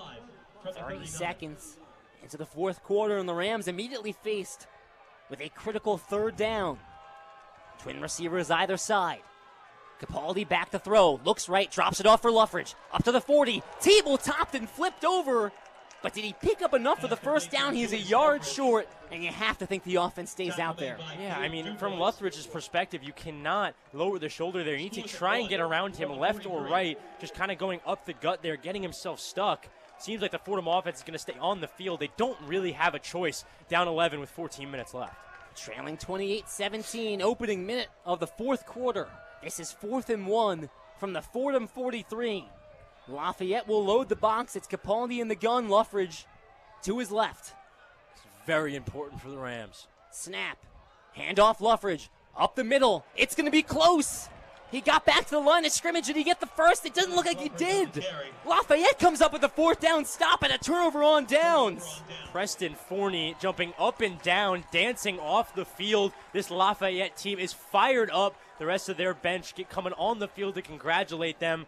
That is a major play for this Lafayette team. Up 11, getting a stop in Fordham territory. Feels like Fordham's hopes really in a different place than they were just a few minutes ago. Rams needed that 4th down and 1. They couldn't get it. And trailing by 11, at most, you can allow a field goal. A touchdown, you have to think, here in the 4th quarter, would be a dagger. Yeah, really need to limit the amount of Lafayette offensive explosion. They have not been able to limit anything so far in these last 2 drives, whether it's been the run or the pass. Need more of that defense they were playing in the 2nd quarter, kind of not giving them an inch. Obviously some trouble on the line, not a ton getting to the quarterback, not a ton in run protection, but both of those things so important. And especially now, Lafayette in the driver's seat of this game with just under 14 to go. You have to think they're going to run the ball even more than they already have. Got to limit that. Let's get some insight on what's happening along the Fordham sideline. Ben Oppenheimer, our sideline reporter, what do you got for us, Ben? Well, guys, it feels like we had a pause in momentum in the 3rd quarter due to that penalty from unsportsmanlike conduct, but that didn't stop the Rams from doing their best to rev up the engine again after the pause in play and coming out strong offensively in the aftermath. And that sentiment was shared by the players. They still feel that they're in this one, with one player remarking, "We're good, come on, keep swinging," and another saying, "Keep working, we'll get it right back." We'll see if that tunnel vision attitude from the players will get Fordham back in this one. It's now or never for these Rams, and it's crunch time here in the 4th. Back to you guys. Ben, that's well said by you and well said by the players. They need to have tunnel vision here if they want to pull away with a win. 1 loss, not necessarily a backbreaker in conference play, but if you think that Lafayette is going to be the Patriot League champions, and they're certainly the favorites, even if you finish with tied records at 5-1, if Lafayette has the tiebreaker, they get the automatic bid and your season ends against Merrimack in non-conference play, and then it's over. So if Fordham has postseason hopes, which talking to Garrett Cody and Niall Perkins, we know that they do, need a comeback win here, and that starts with a stop on defense. And they showed today, definitely through those first 2 quarters, but I think overall this whole afternoon, they can compete with anybody in the league. After obviously a winless non-conference slate can't exude confidence, but a game like this really shows you that you are where you're meant to belong. Fordham stacked a very difficult non-conference schedule. Now facing the best team in the Patriot League, trailing by 11, 13:38 left in the 4th. Hand off to Troy Bruce, tries to take it outside, shrugs off a tackle from John Scott, shrugs off another, can't shrug off the 3rd. He's ripped down a few yards behind the line of scrimmage. Tackle made by Matt Jaworski. That's Matt Jaworski, the tackle. Fantastic run defense there from the Rams, really limiting anything they're doing from that backfield. Loss of 2 to open Lafayette's first drive of the 4th quarter. Haven't seen much of Jamar Curtis here in the 2nd half as they run out Troy Bruce once again, so you have to wonder about the health of Jamar Curtis at this stage of the game. Bruce has been good. Stewart across in motion right to left. Snapped and mobile. Handoffs. Troy Bruce charges up the middle, gets up to the 40-yard line, pushing the pile forward up to the 45, and he's going to get this one just a few yards shy of the 1st down. Bruce was met back at the 40, took it up for another 4 yards to make this a very manageable 3rd down. If you can consistently get yards in that fashion, why would you do anything else? Fordham looking for a stop. 3rd down and 3, 12.5 left in the game. They'll send an extra D lineman out there as Carter Hess joins the crew. The safety Boogie Owens trots off. And fans, that brings up 3rd down. 3rd down and 3 from the Fordham 36, likely out of range of a Jack Simonetta field goal. Bruce to the left of DeNoble, claps to the snap, handoff Bruce, met off right tackle, going nowhere! Stuffed at the line of scrimmage. Great stand by John Scott in that D-line. And we'll see what this Lafayette offense elects to do. Jamar Curtis trotting out into the huddle. Any players or coaches around the country, they want to know what good run defense looks like. That's exactly what it looks like. Not giving an inch, staying true, staying home, and staying as a unit. Such impressive stuff from this Fordham defense. Lafayette not content to punt the football on 4th down and 4. Wow. From the Fordham 37, they're going to go for it. It's Curtis in the backfield to the right of DeNoble. they ooze confidence with a decision like this. Denoble a couple snaps. Now let's see if they're actually going to snap this one or if they're looking for a jump. 10 seconds left on the play clock. It keeps ticking down. 5, 4, 3. They don't look ready for a snap, and they'll let this one run out. Yeah, getting a little extra room for the punt possibly. That would have, as I said, would have really exuded confidence if they would have went for it there, but made the smart decision, and field goal makes this a 2-touchdown game. Lafayette takes their second timeout. They only have one the rest of the way with 11:19 to go. Here's the question. This is a ball spotted at the 37. That would be a 54-yard field goal. Jack Simonetta has a career long of 40, and for his career, he is 5 of 12 from 30-plus, has really struggled from 40-plus. So not sure field goal an option here. Now they took the timeout. Any chance the offense comes back out here? There's a definite chance the offense comes back out here. I think it's honestly a toss-up, a coin flip on whether they go kick here or they keep the offense on the field. I believe that coin toss went in the favor of the offense. The offense trots back out there, so they didn't like the look, but they're going to send them out there again. 4th down and 4, 11:19 left in the game. Denoble in the gun, Curtis to his right. A pair of wide receivers on the near side, Stewart all alone on the left. Denoble also has the ability to punt, and he will. Denoble punts it, trying to trap Fordham inside the 10, and he does. It's down at the 10-yard line. Denoble punted twice last season. He took a couple steps back from Jamar Curtis and put toe to leather, and Fordham will start their drive from the 10. Lou, I love that play from this Lafayette team, kind of taking Fordham off guard while also getting great field position for your defense. That is a fantastic decision. And execution. Dean Denoble, how about a guy that can do it all? He can throw the football, he can run a little bit. We've seen him use his legs, and he can use his legs in a couple ways. And he can run and he can kick. Yeah, and the punt looked good. The technique on the punt looked good. Excellent punt by Dean Denoble. Fordham relatively familiar with Dean Denoble. He's the younger brother of Jed Denoble, who was a defensive back in the program for 4 years. So they've had, I don't know, maybe a little extra scouting report. Maybe they hit up Jed Denoble before the game and said, hey, has your brother done anything new recently? I think Fordham certainly knew that Denoble was capable of punting the football, but on a 4th down and 4, you can't take any chances. I don't think you can risk putting a punt returner back there. It would have been a very, I wouldn't say egotistical, but a very confident decision to go for it there, especially you're not even up 2 touchdowns, still only an 11-point game. Now kind of switching our attention to Fordham. Fordham gets the ball inside their own 10, down 11 with 11 minutes to go. It's definitely not out of the realm of possibility for a comeback, but the realism of that gets less and less as the time ticks on. I mean, let's at least give flowers on the defensive side of things as Conway picked up 2 more tackles. He leads the team with 11 in his 2024 debut here in Week 6. The defense, after the offense can't come up with it on 4th and 1, defense forces a 3-and-out. They force the punt. They get the ball back in the hands of their offense, and this feels like the drive, Chris. You need some type of points. Field goal, touchdown, something to get this game within a score. Yeah, and just here at the start, this team needs a drive starter, just a completion to get their confidence up, get them moving in the right direction.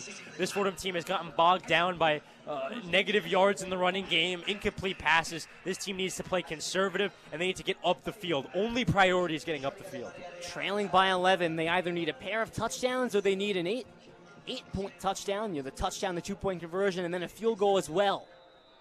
28-17, Lafayette leads, 11-11 left in the game. Fordham starts this drive, trapped inside their own 10. They give up the middle to Luffridge. He's tied up after a gain of 5. And the more that Capaldi uses his legs, the more of a threat that read option has, the less attention Luffridge is receiving. Capaldi did a nice job. That was, again, a read option. He gave it to Luffridge, but Capaldi did sell the run outside. 2nd down and 5. Pressure off the edge. Stevens blitzes. Again, gave up the middle to Luffridge, trudging forward despite multiple people on him, and gets mighty close to the 1st down. He'll be a yard or 2 short. Nice consistency of running here, getting positive yards consistently. Now a 3rd and short. Usually they've opted to throw here. We'll see what kind of decision they make. Luffridge is in the backfield, but Capaldi has shown in this game so far he can complete on a pass on a 3rd and short. 3 receivers in the formation. They're calling it 3rd and 2. Capaldi the snap. Handoff Luffridge again burrowing up the middle. Breaks through the 20-yard line. And that should be enough for the first. They say move the chain, so Fordham, it wasn't easy, but they get the 10 yards. They get out from inside their own 10. Shows just how much confidence this football team has in Julius Luffridge. A 3rd and 2, it does not necessarily dictate you run the ball, but they did it anyway. 9:50 to go in the game. Capaldi still in the gun. 3 receiver tight end set. Snap, play action. Capaldi wants to throw, fires left side, a wobbly ball, incomplete, and lucky that one wasn't intercepted as well. Getting hit on the throw, ended up kind of leaving the ball slightly short, putting the ball as in harm's way as the ball can possibly be put in. No one actually coming down with it, but this Fordham team, a nice disguise there from Capaldi on the handoff. I almost couldn't tell they didn't hand it off, but just not quite enough protection there to get anything clean. A sigh of relief that it's 2nd and 10 from the 20. Parks to the left at Capaldi. Snap, give right, Ricky Parks. Met quickly at the line of scrimmage, only able to pick up 1. Fordham facing 3rd and long once more. Yeah, and he got crushed. None of his momentum moving forward, getting completely stopped dead in his tracks. Now a really big play for this Ram team. You could say the game here for this Ram team. An offense that doesn't look super dynamic right now, moving slowly, fighting just to pick up 3 and 4 yards each play, and now they've got 3rd and 9. 9:08 left in the game. Twin receivers either side. Capaldi back to throw. Throws it left side over the head of Garrett Cody. Didn't have a ton of space to begin with. And Joe Conlon looks to be setting out the punting unit with 8:59 left in the game, and that's a tough one. You're trapped at the 20-yard line. The offense didn't give you much help. Yeah, not a terrible decision there made by Capaldi. Just couldn't quite zip it in there with enough accuracy and speed to really make it a completion. We've seen throughout this afternoon he's been able to zip in passes, get passes in there quickly into tight spaces to convert. Could not do it there. Time running out for the Rams on Parents' Weekend. Less than 9 minutes to play. Hazlitt boots away. It lands at the Lafayette 40, takes the Fordham roll inside the 30. Down by Perkins at the Lafayette 29. Yeah, Lafayette's offense in no need to rush. Time is definitely on their side here. This could be the type of ambiance that this Lafayette team works the best. Get to this stage in the game, 8:48 left in the 4th quarter. The Rams trailing by 11. The offense stalling out. That you might need a major impact play from your defense. An interception if they decide to throw the ball, a fumble, some type of strip. You need your defense, at the very least, to get a stop, but you'd really like for them to be opportunistic and see if they can force something out. Yeah, you really are looking to get a turnover here on the defensive side of the ball. This Fordham offense has shown in the recent last couple of drives that with the placement of the ball, either on punts or just anything on a kick, they have not been able to get down the field. An interception or a fumble that could cut the field in half, not make them have to go as far, and would just be eternally valuable to the game they're in now, where it's really just against the clock. This is the start of conference play. Both these teams hoping to be in the mix of the Patriot League title, and it's Lafayette that enjoyed that title last season alongside Holy Cross. Lafayette's 5-1 conference record earned them an automatic bid to the FCS postseason. They lost by 2 points in that opening round, so very easily could have advanced that well. And that was a special Lafayette team. They're looking to repeat. Fordham looking to dig out from an 0-5 start and upset the reigning champs. And it's going to be an uphill battle if they want to do so. And I would love to, while we have a moment, give some flowers to this Lafayette head coach. He has seemingly turned this program around. John Troxell came here a few years ago, didn't really have a consistent winning program, didn't really have a consistent winning culture. Now he steps into the role, standing and looking at the team that we're looking at now. They are the biggest threat in the Patriot League, coming off a Patriot League title. He has transformed this program in the positive direction, and you can see it to our left. The Lafayette section is big, and they're enthusiastic, and a lot of that definitely comes from John Troxell. Well, to that point, last season going 9-3, Lafayette's first season above 500 since 2009. They won the Patriot League title in 2013, but they didn't have a positive overall record because they got slammed in non-conference play. So John Troxel turning around a program that had been through some lows, and now the cream of the crop of the Patriot League, taking over from their own 28. Handoff to Jamar Curtis, sifts through. A hole up the middle, gets up to the 33-yard line for a gain of 4. Curtis getting those consistent yards, really important for this Lafayette team, not necessarily from a scoring perspective, but a control perspective. They want to hold on and keep as much control of this game as they can. Haven't seen a ton from Jamar Curtis in the second half. Feels like his snaps have been limited. 2nd down and 6, 8:15 to go. 2 receiver, 2 tight end set. Curtis to the right. Both tight ends now motion over to the right side. Denoble the snap. Hands off Curtis. Cuts left, now cuts up. Picks up a couple before being tackled down at the 35 to set up a 3rd and 4. A couple sounds low pressure, but a couple builds up, and they've built up here now a 3rd and 3, 3rd and short. This Lafayette team should have a lot of confidence in converting here. Fordham needs a stop. 7:40 and ticking on the game. They trail by 11. Denoble in the gun. Curtis to his left. A pair of tight ends on the line to the left as well. 7 in the box for the Rams. Play action. Denoble wants to throw. Fires deep middle. Incomplete. Niall Perkins had his hands on it, slamming the ground. He wanted an interception. Either way, Denoble overthrows Caracia, and Fordham in good shape to get the ball back with 7:25 to play. Yeah, that was the golden opportunity that we were talking about. Getting a turnover on 3rd down feels a little less consequential, but still would have liked to get the interception there. But now, getting a punt sent to you, this Fordham team now has a chance. 7.5 to go in this game, down 11. A quick score in this game is different. No score in this game is simply over. Had Perkins intercepted that, it would have been Fordham ball around the 30. Trestic's punt is blocked! It's blocked! It's blocked by Jaworski! He'll pick it up and tackle down at the 10-yard line. Fordham takes over in the red zone! The preseason Defensive Player of the Year, Matt Jaworski, blocks the punt. That's the break Fordham's looking for. This Fordham team, when I say they needed it, they needed it. A major play on special teams from this Ram team, and a team down 11 who has struggled to score with 7.5 to go. They needed a bit of magic. Now find themselves inside the 10. They need to capitalize here, Lou Orlando. My, oh my, Chris Carrino, how a game can change. You have the mindset of, all right, maybe with a good punt return, we take over at our own 30. Instead, Matt Jaworski, the bull rush through the punt block, gets in the way of Jacob Trestic's punt, picks it up at the 10-yard line. They'll reset the clock. I think they want to add 5 more seconds, so it's up to 7:24. Ram offense taking over, 10 yards shy of the end zone, trailing by 11. Between the Perkins almost interception and then that block, they were knocking at the door for a minute. This Lafayette team cannot get sloppy. They need to hone in on what makes them them. And they can't lose the plot here.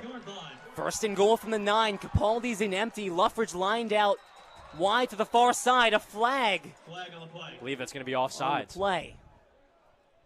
False start. We'll see which way it goes. A lot of hands pointing in Fordham's direction. The referees are going to have to deliberate about this one. A false start would be demoralizing after the punt block. Very demoralizing. At minimum, you think you're in field goal range. Again, you want to score, but the touchdown here, golden opportunity.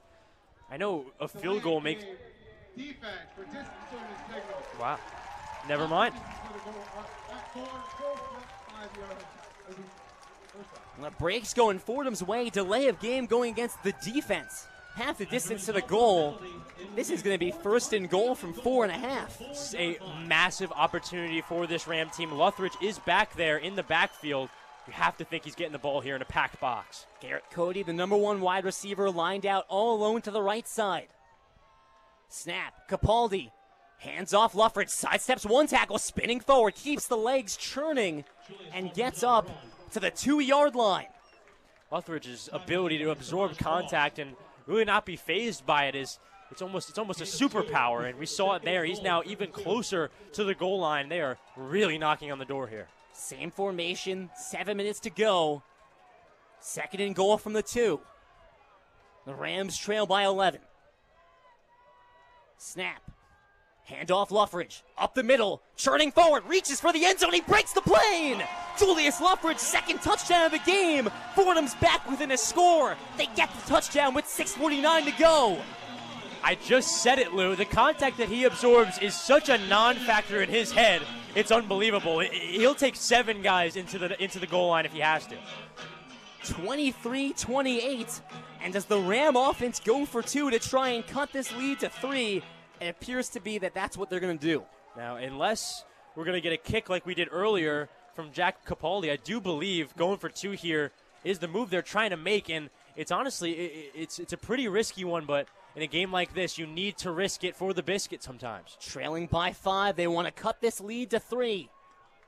You have to go for 2 either way. You might as well do it now. Fordham going for 2. Capaldi in the gun, takes the snap, looking to throw, fires, back of the end zone, incomplete. Wanted Biron, and the Rams will trail by 5. And I guess, inconsequential whether or not you get the extra point, 4 points, 5 points. You go for it, you have the chance to get 3. Didn't love the look there. That's what I meant. When you're in that position, you're 4 and 5, it does not make a difference, but 3 does. So you might as well go for the 2. I saw some shrugged shoulders in the crowd here wondering why they were going for 2, but I believe that's the right play to make. I think it's the right play. I think you question either the decision to throw that particular ball, right, or maybe even the play call. You have Matt Biron in what is essentially a corner to the back of the end zone, but he was absolutely shadowed in the secondary. Granted, it didn't look like there was a ton open, but unless it's A.J. Green, I don't love a fade route on the 2-yard line, just in general. Perhaps a notable decision to go away from Julius Luffridge, who is, I would say, maybe your best bet of picking up 2 yards, even if the defense knows it as well. And he's been dominating. We saw it in that play when he got the touchdown. One play getting to the 1, absorbing contact from 4 or 5 defenders, and then the same thing to play after getting into the end zone, absorbing contact from possibly even more defenders. Well, Fordham not showing any quit, and they'll have to put faith in their defense. They trail by 5. The reigning Patriot League champs, this is the start of Patriot League play, and you could not dream up a more exciting start to conference play than this. The Rams trying to come back down 11 late in the 4th quarter. They've cut the lead to 5. And now they'll boot it away to Lafayette and put their faith in James Conway and this Fordham defense. Yeah, this Fordham defense has been inconsistent today. They've been really good and not really good at some points. Could use a really good drive from this defense. The kick from Henderson right down the middle. The fair catch signaled by Troy Bruce. Fielded at the 5-yard line, takes it out to the 25. Yeah, that was a bomb of a kick there. Really helps field position slightly. This Ram team needs to hone in defensively in a similar way to how this Lafayette team was during that stretch where Fordham was struggling offensively. They need to stay as a unit. They need to stay home. So impressive when especially a lot of this Fordham production is coming from the ground. You need to stay as a unit, stay home, and especially with number 5 in the backfield, you're always running the chance of possibly really being in trouble. Fordham defense without both of their starting safeties, but James Conway has returned. He leads the game with 11 tackles. DeNoble in the gun on 1st and 10 from the 25. Play action, throws, left side screen for Elijah Stewart. Up to the 30-yard line, a modest gain of 5 to make it 2nd and 5. Yeah, it's the holy trinity for this Lafayette team between Curtis, DeNoble, and Stewart. They're 3 really most I would say talented players on the offensive side of the ball. Having the option between the 2 there just creates so much of an opportunity for DeNoble and can really almost create something productive every play. 6:25 left to go in the game. Lafayette has trips on the left side. 2nd and 4 snap. Give to Troy Bruce, charging up the middle. A big hole up to the 45, crosses midfield, takes it wide. 40, 30, knocked out of bounds by Kemper. Shy of the 20-yard line, but Lafayette deep into Fordham territory. Troy Bruce looking like the running back who plays next to him, showing off the speed. We've seen Bruce bumble and rumble so far this afternoon, but a real example of his speed there, getting past everybody, and I would say the most important play of Lafayette's afternoon so far. probably have to think 4-down territory here for the Leopards. They got the ball at the Fordham 25. 5:43 to go in the game. This is definitely 4-down territory. Trips right. Denoble will adjust the call. 6 seconds left on the play clock. It's Bruce to his right. Snap. Handoff Bruce. Sifts through the middle. Has some space. Gets inside the 20. He's tripped up by Conway after a strong gain of 8. Gets inside the red zone. Once again, showing the speed. As a defense for this Fordham team, if you're letting 8 yards just seemingly come through the middle like that, there is a massive problem, overall problem, with your defense. Wide open holes for the running game on this drive. 2nd and 2 from the 17. Trips on the left side this time. Once again, Denoble will adjust the call. Clock ticks under 5 minutes in this one. Fordham can't afford to allow a touchdown. Denoble the snap. Keeps it himself, running right. Tripped up at the 20-yard line. John Scott gets him for a loss of 3 to set up 3rd and 5. A lot of daylight for Denoble to run, but not necessarily the speed that we had saw earlier on the touchdown on the keeper. And I think just overall, when you look at this offense, staying on the ground, very important. Really might see a pass here on 3rd and 4, but I would keep it on the ground. 4:25 to go. 3rd down and 5. Trips left. Bruce the back to the left of Denoble. Play clock's down to 10. Game clock down to 4:15. High snap. Handoff up the middle to Troy Bruce. He's not going to get to the 1st down. Conway makes the tackle at the 18-yard line. And Lafayette can either go for the field goal here, make it an 8-point game, or they can go for the kill and go for it on 4th and 1. Whether it was Denoble on the last play or Bruce there, the open field tackling for this Fordham team, really good. And honestly, the only reason they're in the position they're in right now. 4th down. This could be the ball game. 4th and 1, 3:42 to go. And Lafayette going for it. Fordham stacking the line. Bruce to the left of Denoble. Play clock down to 5 seconds. Lafayette will use their final timeout of the half. Game clock bleeding fast as well. Just a second ago, it was 5 minutes. Now down to 3.5. This Fordham team losing more and more time as we go along. Fordham has all 3 timeouts with 3:33 to go in the game. A major moment, major pressure moment. We've got a little bit of a break after the Lafayette timeout. So let's take this time to go down to our sidelines reporter, Ben Oppenheimer. Well, as we go down to the wire here, guys, Matt Jarowski's punt block seems to have reinvigorated the spirit in this team. You talk about reinvigorating, that's definitely what they needed after setbacks in the 3rd, left them wondering where they go from there. Then the delay of game call, and then after that, a Julius Lefford's touchdown. In the aftermath of that sequence, Coach Jake Petarka told us guys, get ready for the spice stuff. Well, this Fordham offense has certainly been bringing the spice here in the 4th, making things interesting as they refuse to go away. Lafayette lining up for the field goal. It's blocked again. The field goal is blocked. It's time to hold up the protection. It's blocked by Fordham. We hold them and we win. The field goal blocked by the Fordham Rams. It didn't get there. They're still trailing by 5, and they'll get the ball back. Special teams, special teams, special teams. This Fordham team, whether it was the play earlier or the play now, they are getting a boost. This defense and offense has struggled slightly, but their special teams, the 3rd group, they have stepped up. I talked about the defense needing to step up for the offense. I didn't think we'd have the special teams stepping up for the offense and the defense. It has been fantastic. Fordham will take over at the 20-yard line. The ball trickled into the end zone. So a punt block, a kick block, and Fordham has the ball. 3:30 left in the game. They're trailing by 5. They need a touchdown. This Fordham team, they have the game in front of them. The game is winnable, and the game is realistically winnable right in front of them. Now a 3-minute drive, down 5, need a touchdown. We'll see just how consistent this offense can be. Capaldi in the gun. Ricky Parks to his left. Wide receiver stacks either side. 3.5 left in the game. Play action, near side screen, Cole Thornton, 25, knocked out of bounds after a 5-yard gain. Consistent 5-yard gain, 5-yard gains. This Fordham team will definitely take 5-yard gains. Just trying to keep moving, pick up 1st downs, and get into the red zone. 3 timeouts left for this Fordham team as well. Lafayette on 0. Plus the 2-minute timeout in 1 minute and 5 seconds. Capaldi the snap, play action, near side screen again. Thornton past the 25, past the 30, has the first. Knocked down at the 32-yard line. Very decisive there from Capaldi on the option. They need him to be decisive. So 2 completions from Capaldi, gets the first down. 2:45 to go. Creeping up on the 2-minute timeout, plus Fordham has all 3 timeouts, as Chris mentioned. Twin receivers either side.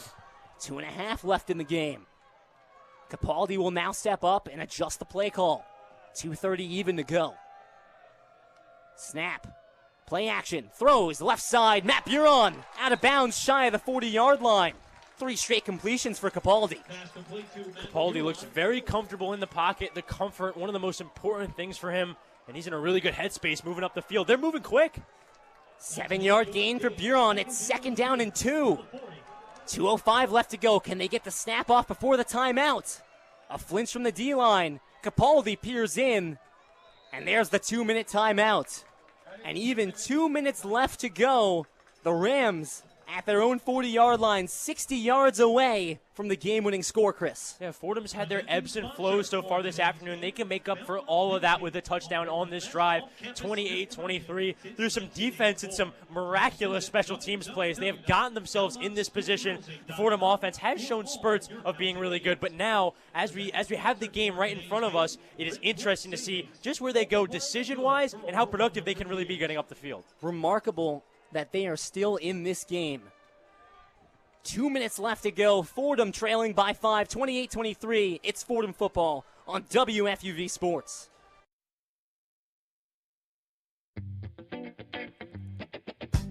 Hey, it's Chaz McAdams here calling you to tune in to WFUV Sports One-on-One, New York's longest running sports call-in show.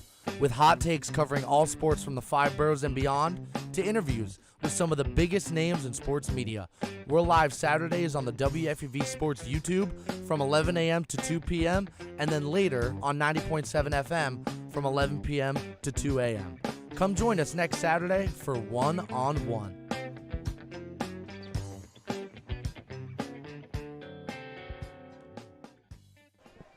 Two minutes left to go from Jack Coffey Field. The Rams, who were trailing by 11 not too long ago. A blocked punt that set up a touchdown, the second of the game for Julius Luffridge. Then a blocked field goal of Jack Simonetta that kept this a 5-point deficit. Now the Rams trying to drive down the field in front of a Parents Weekend crowd and score the game-winning touchdown to start conference play. Yeah, this Ram team quite literally doing everything they can in this fourth quarter to get back in it. Now have put themselves in a very manageable position, down less than a touchdown with 2 minutes to go.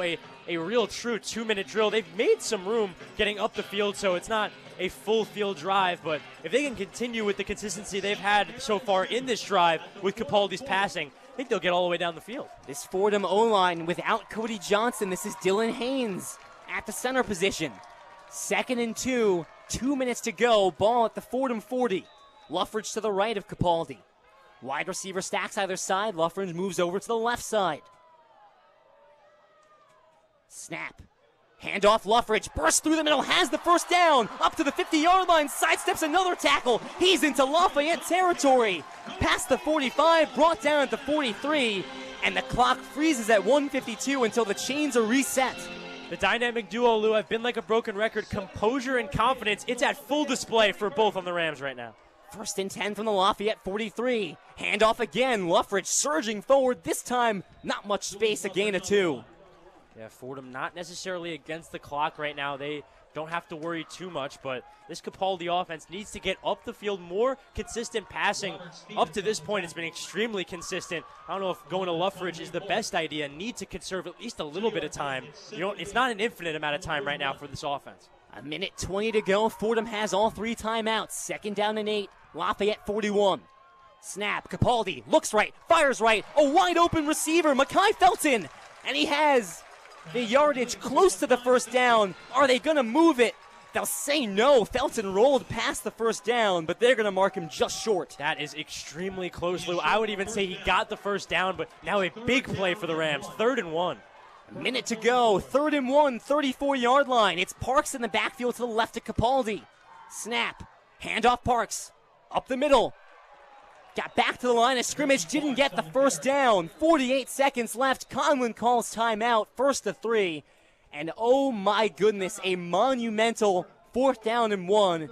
We've said it before, but we really mean it this time. This is the game. Yeah, we've said it a few times just due to the resolve and the style in which this game has been played, but truly, this is the game here. Joe Conlon needs to get his guys this 1 yard, maybe the most important yard of the season so far. And this Lafayette team defensively staying home, staying consistent in the middle, not getting pushed around on the ground. This Lafayette team has done a very good job, and they're not going to go away unsaid and untalked to here. Lafayette, the preseason Patriot League favorites, picked to repeat after winning the championship last season. The Fordham Rams 1 yard away from keeping this drive going, 34 yards away from the end zone. 4th and 1, 48 seconds left, and they got 2 timeouts left to play with. Conlon needed to call one there, whether he got the first down or not, because the clock was going to continue moving. Luffridge to the left to Capaldi, 4th down and 1. The Rams need to convert. Snap, handoff Luffridge, up the middle, has the first down, spinning past the 30. The drive continues, and the clock stops at 43. Every play so important for this Ram team right now. And getting the ball in your best player's hands, that's a great recipe for success. Clock resumes, 37 seconds and ticking. Going quickly. Under 35. Trips left for the receivers. Capaldi back to throw. Looking right, throws right, knocked away. DuBois in coverage against Garrett Cody. If you take a little less off that ball, giving the DB opportunity to get to it, a dangerous pass from Capaldi, one of the more dangerous ones of the afternoon, especially where you have it. Incompletion stops the clock at 26 seconds. The Rams have 2 timeouts. They're at the Lafayette 30. Capaldi in the gun. Luffridge to his left. Twin receivers either side. Snap. Capaldi looks right, pumps, rolls out right, chased by Stevenson. Throws on the run. Open receiver. Buron, it's intercepted. No, it's dropped. Almost had the interception in the end zone. Lafayette drops it on the ground. Capaldi, being chased by the linebacker, actually made a relatively good decision on the open tight end in the end zone, but not enough on it. Almost gave an opportunity for a turnover in the hands of the Leopards. Leopards really would love to have that one back. Gabe DuBois had the interception in his hands and just straight up the dropped game in his hands, Lou. Had the game in his hands. 3rd and 10, 18 seconds left. Fordham 2 timeouts and trailing by 5. Twin receivers either side. Capaldi back to throw. Looking left, has time, fires middle, incomplete, knocked it away. From KJ Reed, it's DuBois again. And once again, the Rams are going to have to come up here on 4th down, 4th and 10 from the 30. Yeah, we just said it before. This is truly the game for this Fordham offense. Not really another opportunity to fail. Really need to succeed here. No other option. One last chance to keep this game alive. Lafayette defensive coordinator losing his minds on the sideline. The play clock is down to just 10 seconds. Capaldi stands at the 35. Luffridge to his right. Play clock's at 5. They can use a 4, timeout. 3, 2. They get the snap off. 4th down and 10. Capaldi fires right side, going for the end zone. Incomplete. And no flags. Garrett Cody covered tightly by Gabe DuBois. They take the end zone shot, and that will be the game. Fordham drives to the Lafayette 30. They can't get farther than that, and they'll fall in the Patriot League season opener, 28-23. Jack Capaldi crushed on that throw. Maybe one of his better throws of the afternoon, though. A perfect ball into the end zone. Just couldn't quite get any receiver hands on it, but a commendable effort from Capaldi and this Fordham team. A lot of talent coming into town with Lafayette, and they managed the storm well all the way until the final seconds of this game. Well, the crowd will file out, and this is going to be a heartbreaking and disappointing loss to open conference play. DeNoble takes the knee, and this one's over. But went down to the wire. Fordham hanging with the Patriot League favorites.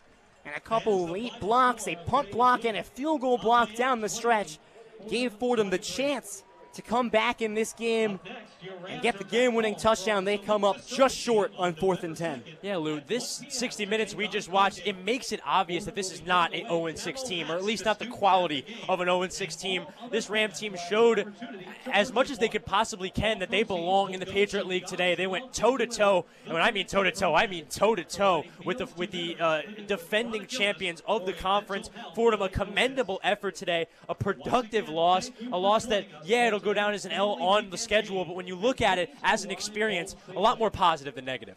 Coach John Troxel, ahead of this game, told his players, referring to the Fordham University Rams, said they might be reeling a little bit, but you have to expect that this is going to be a war. You have to be ready for a fight, and it was a war. It was a fight. The Rams come up just short. Still an admirable effort. They fall to 0-6 and 0-1 in conference play.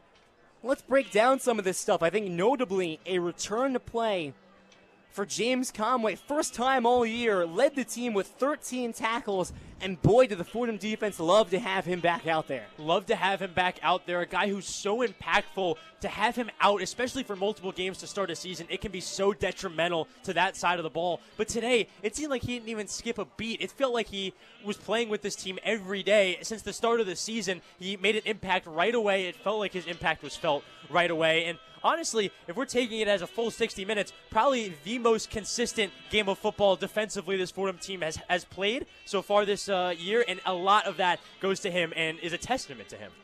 On the offensive end, Julius Luffridge, a pair of touchdowns, 79 yards on the ground. Jack Capaldi, 21 of 39, 157 yards, no touchdowns, one interception, but ran for 79 yards, a team-high 79, or ran for 62 yards and a touchdown himself. This offense looked as electric as it has been all season. Maybe electric is a little too strong, but offense looked as alive as we've seen it all year. Yeah, both sides of the ball, and as you said, the offense, it felt that they were inconsistent for a lot of stretches of this game, but that's not necessarily a bad thing, Lou. It felt that they were matching or even exceeding the expectations they had coming into this game, and then they played around the expectation or even lower sometimes. I think that drive, that final drive, even with it not amounting to a touchdown, a lot of productive things getting up the field that fast with that much pressure on you has to be productive for this Fordham offense moving forward from just a confidence perspective. Well, I mean, perhaps hope for the future of conference play. Probably not going to face a team better than Lafayette. That's the cream of the crop. It only gets easier from there. Now, it doesn't get that much easier. Next week, Holy Cross, co-reigning champs last year. And yes, they lost a lot of talent. Matt Sluke, you might have seen his name in the news lately. He was their quarterback for a few years. They lost head coach Bob Chesney. They lost linebacker Jacob Dobbs. That's still a talented Holy Cross team that entered today 1-4.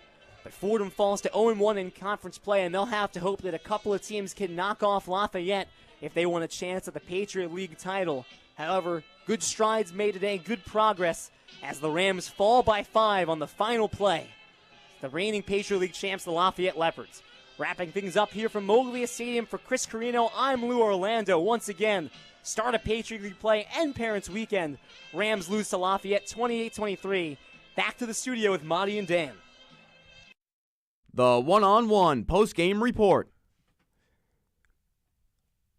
Snap spot. Live from the WFUV station here at Fordham University in the Bronx, New York, I am Madi Dembele, joined here by Daniel Molina. Daniel, a very interesting game here, but before we get to anything good, anything real, I would say meat and potatoes, like a little appetizer beforehand, the highlights of the second half here, just to open it up, taking the lead for the first time in the affair, Fordham's Bennett Henderson nails the 38-yarder, 17-14 Rams lead. Snap spot, Henderson's kick on its way. And it's good. Fordham has their first lead in the game. 17-14, 8:04 to play in the third. Halting the Fordham momentum, Lafayette rumbles to the 1-yard line, where Troy Bruce punches it in for the score. Lafayette taking back control of the game, 21-17. DeNoble the snap, pitches right for Troy Bruce, cuts up, and into the end zone. Touchdown, Lafayette. Lafayette retakes the lead. Troy Bruce's second touchdown of the season, and they're up by 3 as we await the extra point. In the blink of an eye, and ladies and gentlemen, I do mean in the blink of an eye, All-American safety Sekou White gives Lafayette the ball back off of Jack Capaldi's thrown interception. The Lafayette Leopards then extend their lead to 11 as Dean DeNoble's 9-yard pass to Dallas Holmes demoralizes the Rams, 28-17. Noble in the gun. This is Bruce again to his left. First and goal from the 9, 1:30 to go. Play action, wide open. Dallas Holmes, end zone touchdown. Preseason Defensive Player of the Year, Matt Jaworski gives the Fordham Rams life as he blocks the Lafayette punt 10 yards shy of the goal line. Trestic's punt is blocked. It's blocked. It's blocked by Jaworski. He'll pick it up and tackle down at the 10-yard line. Fordham takes over in the red zone. The preseason Defensive Player of the Year, Matt Jaworski, blocks the punt. That's the break Fordham is looking for. Off the Jaworski block punt, Rams leading rusher Julius Luffridge fights between the numbers to bring Fordham within 5 of Lafayette, 23-28. Snap. Handoff Luffridge. Up the middle. Churning forward. Reaches for the end zone. He breaks the plane. Julius Luffridge, second touchdown of the game. Fordham's back within a score. They get the touchdown with 6:49 to go. And after such, the Fordham Rams then went ahead and fell to the Lafayette Leopards 23-28. Close, ladies and gentlemen, but no cigar there. Lou Orlando is going to join us here in the station. Lou, if you are live, can you hear me, brother? What's up, guys? How we doing? I'm doing great. Always love to hear you on broadcast. You and Chris Carrino. Is Chris there? Chris is here as well. Hello, Madi. Of course. Hello there. Brothers, I got to admit to you, it's kind of that feeling earlier on, not this last I would say like hoorah attempt there, but I think the play that really summarizes this game is if you go back to the first half, I mean, Lafayette stopping us on the 1-yard line, or excuse me, early in the second half, Lafayette stopping us on the 1-yard line to extend an earlier drive that we had there. That kind of felt like the, I would say, amalgamation of the feeling that was in this game. Fordham just, I don't know, 0-6, yes, it's a close fight. You fought well. The war of attrition is something that you have to be proud of, but I don't know. What do you take away particularly from this one? I think my thoughts are, I'll say, overwhelmingly positive when you think about just how brutal the non-conference schedule was. And I'll say it again. Their non-conference slate, when you look at who they were playing, Monmouth, Dartmouth, Bowling Green, those are all powerhouses in their respective conferences. And Stony Brook has been a massive surprise. Yes. So is CCSU. Again, Fordham did not play well in non-conference. They had a lot of things they needed to iron out. But coming into this game, I think you'd be lying if you said you were confident that the Rams could go toe-for-toe with Lafayette, a team that beat Monmouth on an onside kick. This is the reigning champs. They've got talent at every level. They've got 3 All-Americans. This is a stacked and loaded team, and whether or not Lafayette played their best game, I think, is up for conjecture. But what I will say is that Fordham was able to battle with them, and that's even despite some flaws today. That not converting on 4th and 1, that was a brutal blow. The fact that they still had a chance in that game to tie it in the final minute, to orchestrate a drive down the field. Fordham found ways to stay in this game, and simply put, they were not doing that in prior games. They were not taking advantages of opportunities or making opportunities for themselves. They were finally opportunistic and created things for themselves. So you love to see the fight from these Rams, and as I said on the broadcast, I don't believe that you'll face a better team than Lafayette. So I think that has to give you confidence that if you could play Lafayette like this, arguably have a chance to win, I think that means that you're going to have a pretty solid shot in conference play and maybe be able to stick around for a little bit. Absolutely. Everything you said, I think, is really true, Lou. And I was going to ask something along those lines since, y'all were watching it. We just listened to you. So, curious, because from my perspective, there are definitely some points for optimism, things we can take away going forward, saying, all right, we didn't win, but X, Y, and Z looked a lot better. What to you guys stuck out the most as something to feel good about, something that they did better, that passed the eye test as well as the sound test in terms of improvement from previous games?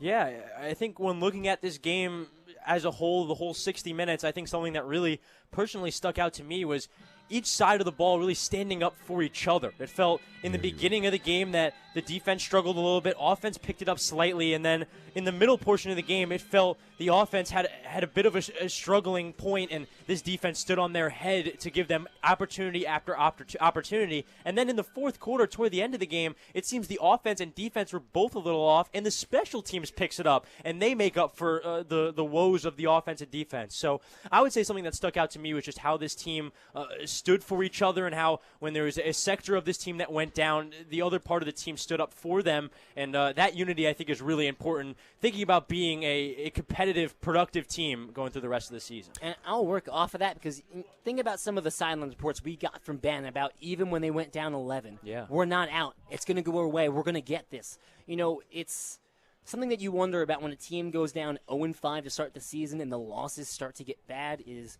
how do you make sure they're still locked in? How do you make sure they still believe that they can go out there and win games? And Conlon, he assured us that he was like, this leadership group is locked in. It's not hard to keep them locked in. But you did have to wonder when you watched some of those games in non-conference play. When the Rams go down by 11 late in the fourth there, it would be so easy for them to just turtle and tuck up and say, just another game where, things started to slide and we don't have enough fight to battle back. That made me think they genuinely believe that they're a good enough team to battle for the Patriot League, that there's enough strength, resilience, and confidence on those sidelines. And that's reassuring to see after what's you can only imagine it's got to be so difficult to be in that locker room the way this season has gone.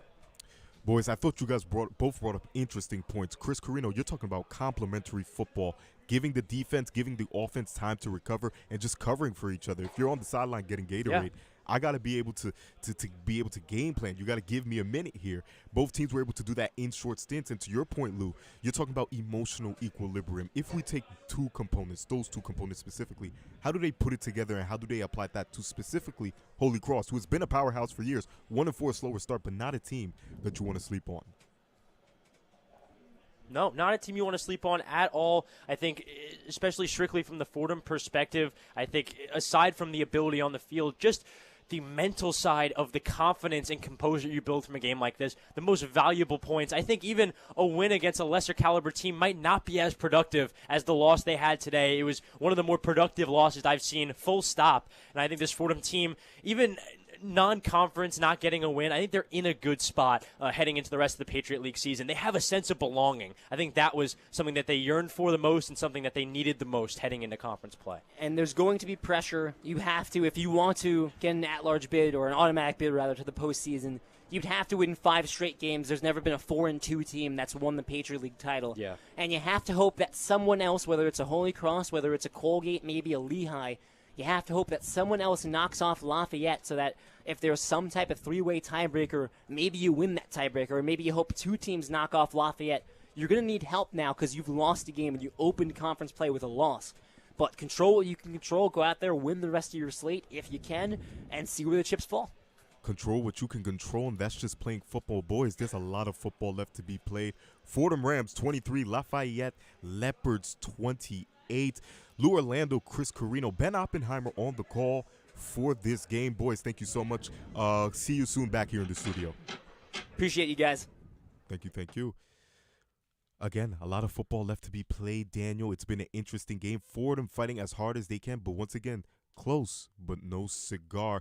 October, Saturday 12th, that's the next time the Fordham Rams are back in action, taking on the Holy Cross here on Maglia Stadium.